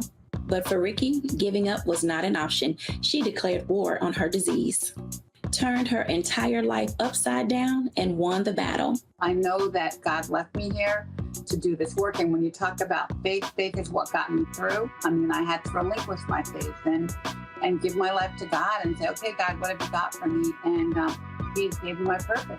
And that's why I'm here. Her amazing story of strength, balance, and survival here on A Balanced Life with Dr. Jackie on Black Star Network. Hey, yo, Peace World, what's going on? It's the Love King of R&B, Raheem Devon. Hey, I'm Cupid, the maker of the Cupid Shuffle and the Wham Dance. What's going on? This is Tobias Trevelyan. And if you're ready, you are listening to and you are watching Roland Martin Unfiltered.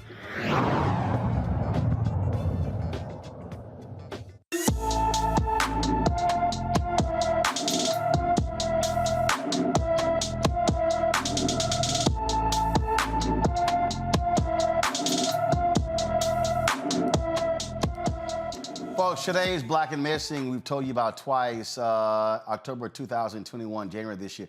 14-year-old Shanquella Robinson Pike was last seen in Chicago, Illinois on July 30th, 2021.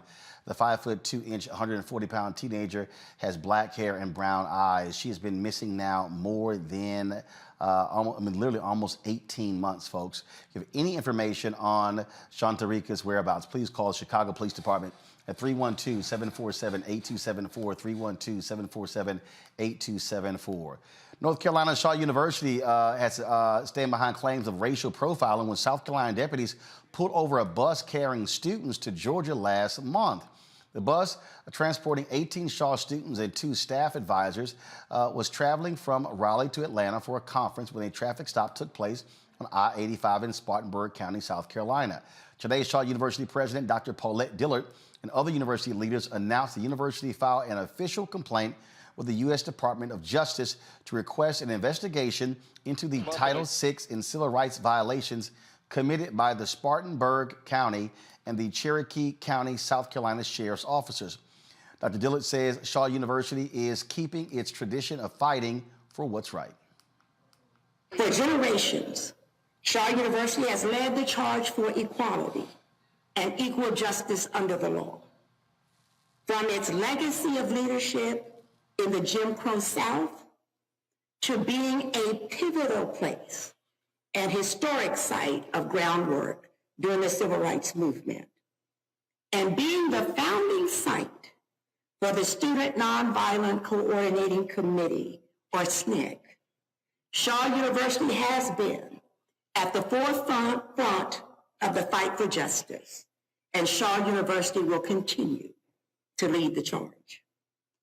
In 2020, Shaw University launched the Center for Racial and Social Justice in the wake of watching George Floyd being murdered at the hands of law enforcement officers, who once again overstepped their authority and violated an individual's rights.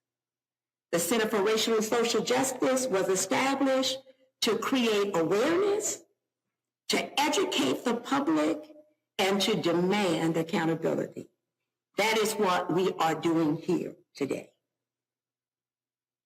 We are obligated and committed to stand up and speak up for those who are historically overlooked and underestimated, because the laws of this nation should protect them too. Let's be clear.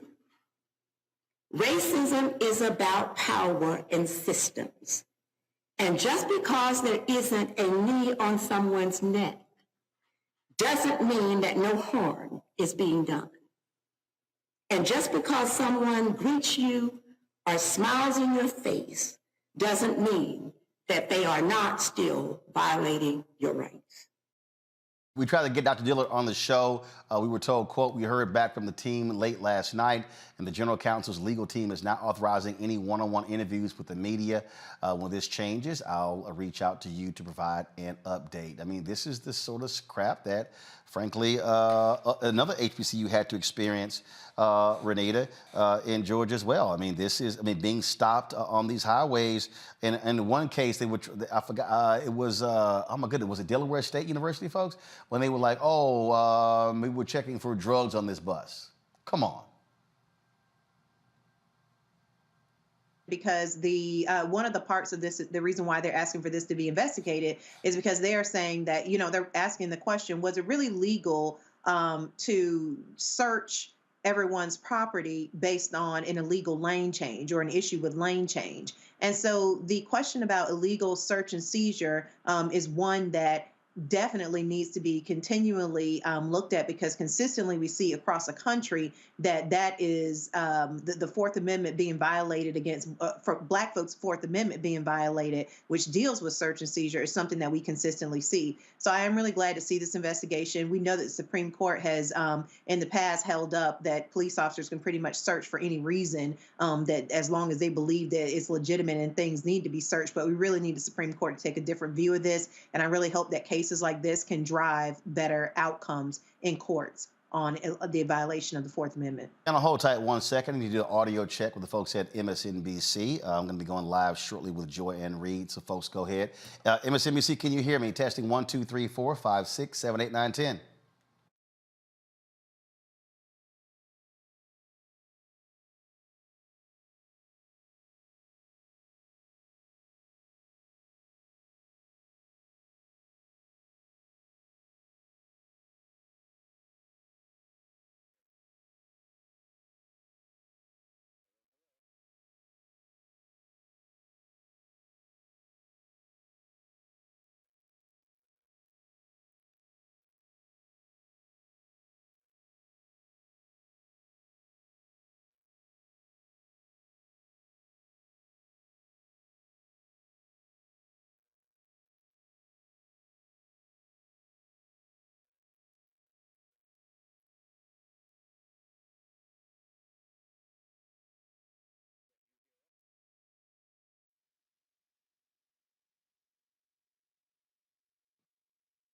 Hello, this is the MS control room. Can you hear me?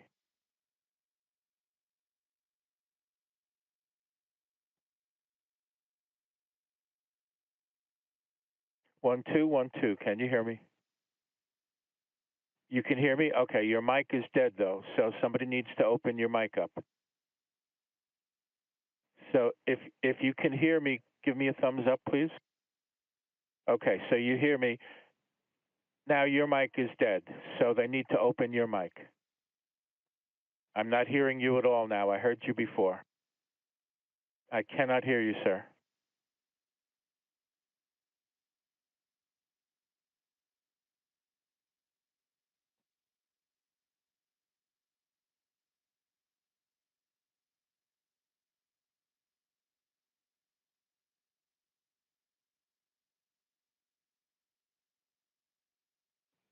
Whatever they did on your line, they mixed you out. I do not hear your mic.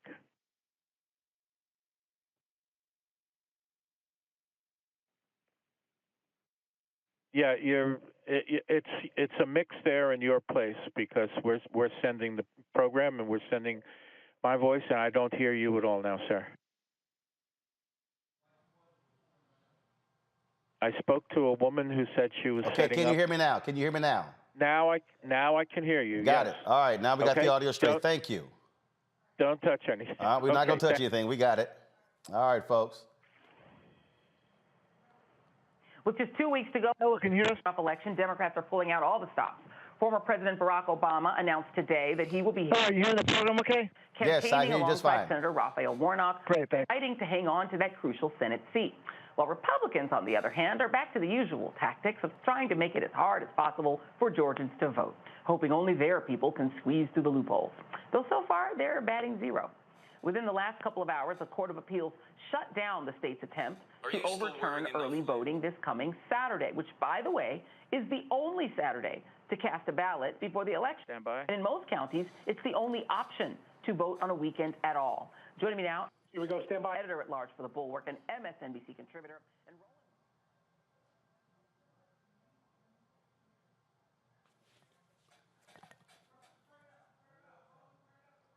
Start with you, because that decision to let people vote on Saturday, how crucial is that going to be in Georgia? Well, the decision is going to be extremely crucial because, well, first of all, let's understand the Republicans are going to take it even further. But if you look at what they did, this is the only Saturday to vote. They were trying to limit it to Monday through Friday. And so more people are going to be off on Saturday. They deliberately changed the law after 2020. Runoff shortened from 2 months to 1 month. The deadline to register for the runoff was the day before the general election, as opposed to after the fact. And so they knew exactly what they were doing by using this state law and Thanksgiving by saying, oh, no elections a couple of days after the holiday. This is the way Republicans try to narrowly use a law to be able to pick off voters, because they understand more folks vote, they likely are going to lose. They don't want more people voting, and so they were still ticked off what happened in 2020. You know, and Charlie, that to me sounds like a statement of weakness, to be honest with you. If you're confident, you don't try to make it harder for people to come vote on a Saturday, which is a convenient day. But this fight over who should come in and try to help poor Herschel Walker, over between the DeSantis camp, the Kemp camp, the Trump camp. I mean, Barack Obama's coming. President Obama's coming to help Warnock. What is going on the other side? Well, Georgia has really become ground zero for the former president's status as the biggest loser. I mean, think about it. Not only did he lose Georgia in 2020, he managed to lose 2 Senate seats in 2021.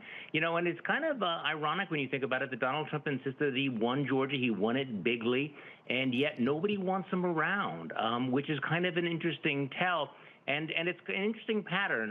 He lost his presidency in Georgia, Arizona, Pennsylvania, in Michigan, and Wisconsin.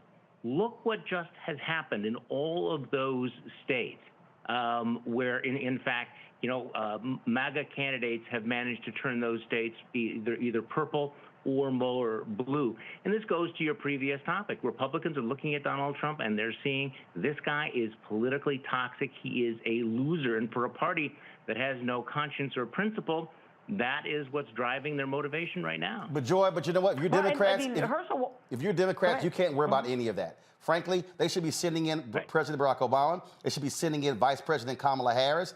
They should be hitting not just Atlanta, but hitting Columbus, Savannah, Athens, hitting all, Statesboro, Swainsboro, looking at where folks were not voting. Because again, Kemp, they are utilizing the Kemp field operation. McConnell's folks are already paying for that. They do not want to lose this seat. So Democrats just can't bank on Obama coming to Atlanta. They got to hit those outlying areas, those rural areas to turn up black turnout there.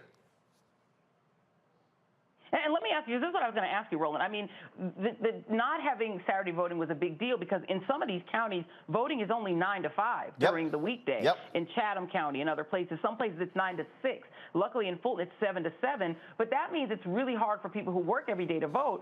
So what are the real chances that Herschel Walker, that can't even do an interview by himself, that has to be accompanied by a white elder statesman whenever he talks, could actually win? It's very real. It's down to two people. One of the dumbest people in America is sitting in the United States Senate right now, who happened to be a former football coach, Tommy Tuberville, Alabama. I play the audio of him describing the Voting Rights Act. He literally is one of the dumbest people you've ever seen. Herschel Walker could win. And so people can't play any games. There has to be massive turnout. And that's why the New Georgia Voter Project, that's why Black Voters Matter, that's why a number of groups, they're on the ground, they're doing lots of door knocking, because too many of these, and I'll be clear, Democratic white strategists want to dump all the money on TV. No, you got to be touching people on their doors because they're not watching television. They're not looking at digital ads. You got to be touching them. And so that's why you're seeing more and more of these rallies. I'm going to be on the ground beginning on Monday, taking my show there, talking to black folks, getting people to understand why we must vote. And I'm real clear that idiot Walker should not even be near the United States Senate. So Warnock should be there. But Democrats cannot play around. Don't be comfortable because you got 50. You better try to get 51 because you're going to need that for the races in 2024. And I will go out on the exact note, Charlie, because, I mean, you have seen Republican voters willing to trade in, a Doug Jones, who's a civil rights hero, for Tuberville. You've seen them willing to elect people like Marsha Blackburn, not exactly a rocket scientist, Sarah Palin. The taste level is different. Let's just put it that way. So what is behind this idea of having someone like Warnock? Because not Warnock, of having someone like Herschel Walker, because it feels like they want a puppet. It doesn't seem like they want a scholar. Sure. Oh no, they don't want a scholar. They just want to vote. It will be interesting to see what the motivation to vote now for Herschel Walker to sacrifice all of your principles to vote for a hypocrite, dumb candidate like Herschel Walker when the control of the United States Senate is not in play. It was easier to rationalize when it was all about control. It will be less easy to do that. But absolutely, this is a razor-thin margin. I think it continues to be insane that you're even having a runoff, that there's even a remote possibility that Herschel Walker could be a United States Senator. It's all about power. We can do a whole segment. I have Roland back on to talk about why there's runoff, because there's a reason for that. It was to make sure black people couldn't win. Charlie Sykes, Roland Martin, thank you both very much. That is tonight's readout. On with Chris A starts now. Roland, that was great. Thank you very much. You are clear from the readout. Have a good night. I appreciate it. Thank you so very much. Let's now go back to our show. Roland Martin. I want to pick up on that point we were just talking about there with my panel, Renita, Nola, and Omakongo. Republicans don't care how dumb Herschel Walker is. They don't care. They want power. They will vote for an idiot as long as there's an R in front of his name. Nola, you first. Yeah, so much to digest here. As a Southerner, I am very proud of that fact, and then sometimes I am just heartbroken. And, I've thought a lot about this, thinking about the way that Herschel Walker is being kind of brought out and just performing. This performative aspect of what he's doing is kind of heartbreaking in a way. It's really, really sad to watch because, I grew up thinking, this man is a legend. And it's baffling to me that so many people, in the Republican space are willing to go out and just completely sully their legacies, and that's the part that's just mind blowing to me. I make absolutely no judgments on, a person's cognitive ability. He may be suffering from some football related injuries, but at the end of the day, this black man who is a legend in his own right is shuffling and dancing literally on stage, entertaining these people, and we can all kind of visibly see that he's probably not up for the job of being a senator, where and this other element of the Christians in Georgia aligning with him. I should be specific and say more white Christians. When you literally have a reverend,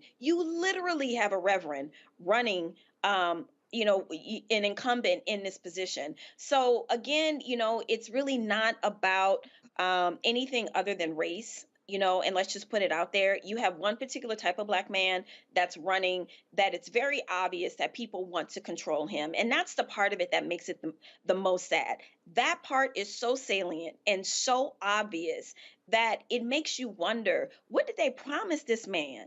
I really want to know that. Like, what did they promise this man for him to really just be this open to being controlled this way? Because it absolutely makes no sense. So in one regard, you have a person who is clearly going to be controlled by other people. And then on the other hand, you have someone who is very capable, who is an actual reverend. And I love his ads, Roland. I love the ad that you're playing with him and the dog. I mean, it's shade, it's light shade, but I like it. So it's a very interesting situation here. Put two black people up against each other and the black people won't know the difference type of thing. That really irritates me. Like you have no idea how much, it's pandering, and it's actually very demeaning to the black community in Georgia. I mean, I know what they're doing. This is power. They don't care. I mean, Ron Johnson, this fool in Wisconsin, convorting with the Russians. I mean, he's complete. He lies. He's flipped. They don't care. This is what I keep trying to explain to Democrats and progressives. When you are running against people who do not have any morals or values or principles or ethics or character, that only care about power, you better respond accordingly. Facts. Renita? Yeah, Herschel Walker not being a member of Mensa is not a bug. That's a feature for the Republicans. As I tell folks all the time, you would be surprised at how many representatives, and this is on both sides of the aisle, both Democrats and Republicans don't actually read the bills that they vote on. They just sort of wait to be told how to vote and what to say by the caucus. That's not how I operate as a representative, but unfortunately, that is what a lot of folks do.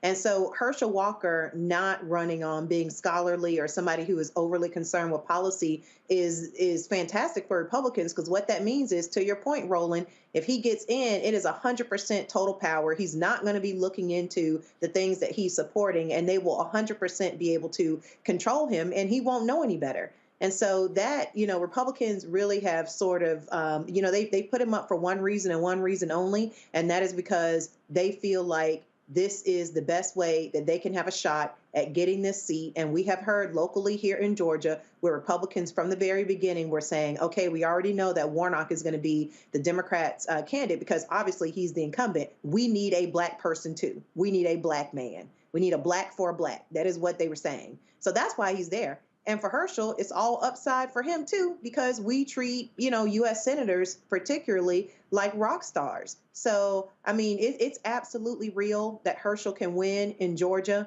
People have to take things very, very seriously. We had depressed turnout for the November 8th election with almost 5% of black voters not showing up from 2018. So we really have got to make sure that everybody understands what is on the line. And I do think that the Warnock campaign has to expressly talk to black voters about why it's important to show up and what he'll do for black voters. The thing here, Omakongo, again, I keep telling people, this is like a football game. I don't give a damn if you're favored. Again, a lot of people were like, oh my goodness, Tennessee is going to dog walk South Carolina. Oh, South Carolina has no shot. South Carolina put up 63 on Tennessee on Saturday. Okay, yep. I'm still pained to see the video of North Carolina State beating the University of Houston in the NCAA finals in 1983. Cougars were huge favorites. They lost. So bottom line is, y'all, whoever gets the most votes wins. And folk need to understand that.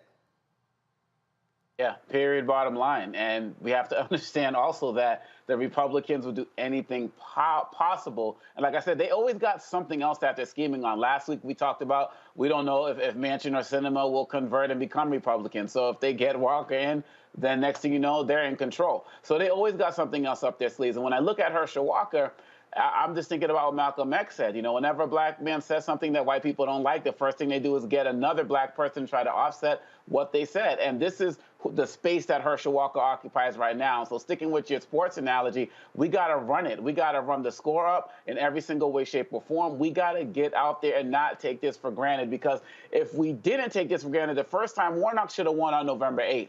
Because, you know, clearly a lot of the people who voted for Kemp were not voting for Walker. And now people are saying we just got to go and get him in there because we need that puppet. And we're looking at a guy who just has, forget the intelligence, we already established that, doesn't even have the character. You're talking about a man who takes a woman to go get an abortion, doesn't even go into the clinic, sits in the car, puts a gun to his wife's head. I mean, the list goes on. And the fact that these so-called white evangelicals are siding with him shows that they are at best cafeteria Christians. So every single day, because they're picking and choosing whatever values work for them to help them get power. So every single day we got to push this hard. And like you said, Roland, we got to support the local organizations on the ground, whether it's phone calls, financially, we got to do it because they're putting in the work, and we got to support them because the country is still at stake, and we can't get comfortable just because we currently have a slight majority in the Senate.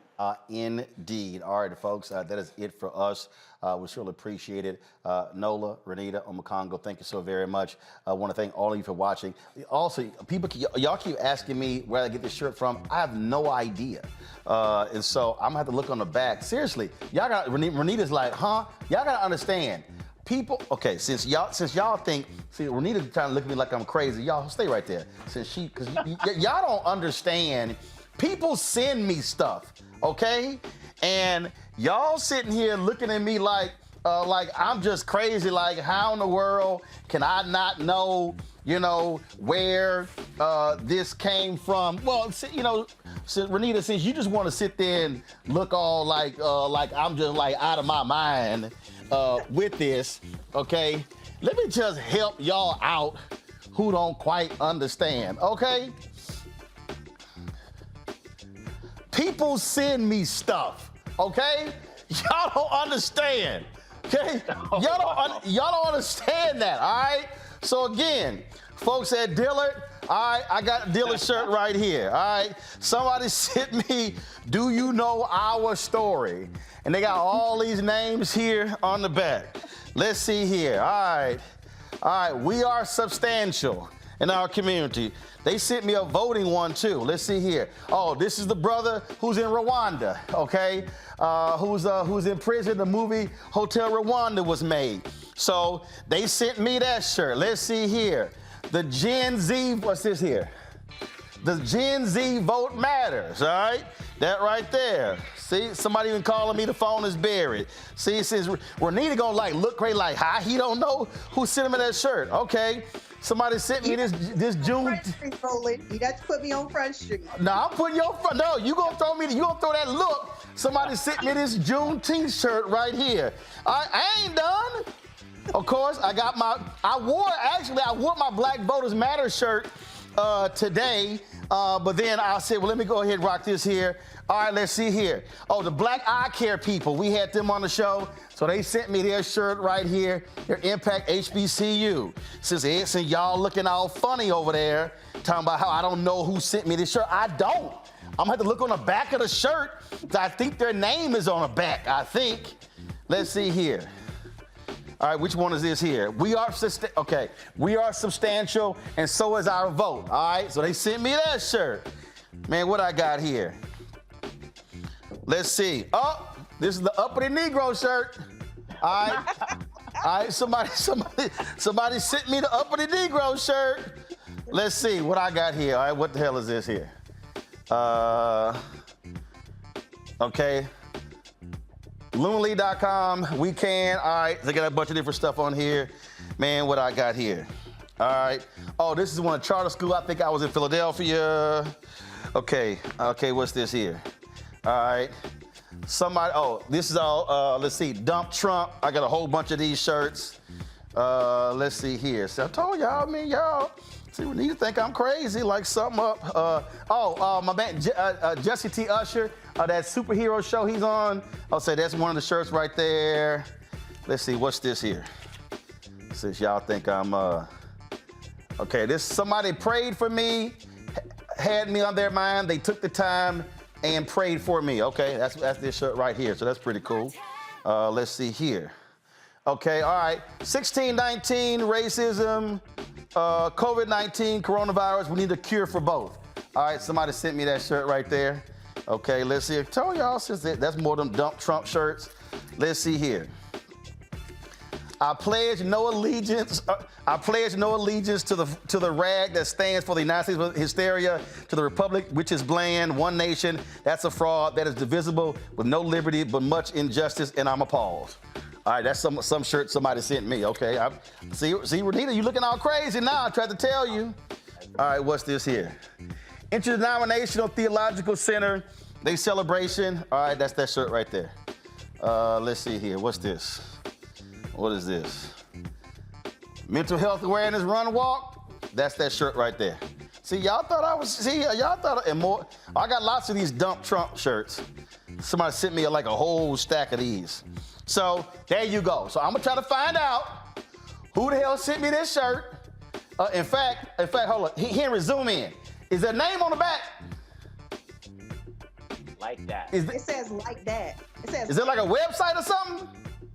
It's too small to read. I don't know. Under like that. I don't know. I don't know. So y'all, I don't know. Hold up, zoom in. Can you see it? There you go. Okay, what does it say? LikeThatApparel.com. So is it Like That Production? Yeah, Like That Production. Oh, anyway, I'm gonna take the shirt off and figure it out. So y'all need to understand. So I'm gonna find out who sent me this shirt. Literally, I have no idea. Oh, here's another shirt. It fell down. Oh, I like this one. I need to breathe. Vote. So that's another shirt. So there you go. So Renita, don't be looking all funny when I say I don't know who the hell sent me a shirt, because as you can see, this ain't even all of them. Y'all don't understand. It's a whole other stack that's in my office. All right? So don't be turning your nose and your lip all up thinking I'm like crazy or something, and I don't know who sent me the shirt. All right, y'all. That's it. Support us on the Black Star Network app, Apple phone, Android phone, Apple TV, Android TV, Roku, Amazon Fire TV, Xbox One, Samsung Smart TV. Also, support us with our Bring the Funk fan club. Your dollars make it possible to do what we do. Send your check and money orders to P.O. Box 57196, Washington, D.C. 20037-0196. Cash App is $RM Unfiltered. PayPal is R Martin Unfiltered. Venmo is RM Unfiltered. Zelle is Roland@RolandSMartin.com. Roland at RolandMartinUnfiltered.com. And get a copy of my book, White Fear: How the Browning of America is Making White Folks Lose Their Minds. Available bookstores, online, Amazon, Barnes & Noble. Order through your favorite black bookstore or download your copy on Audible. Folks, that is it. I will see y'all tomorrow right here on the Blackest Show on television. Y'all know how we do it. Ho!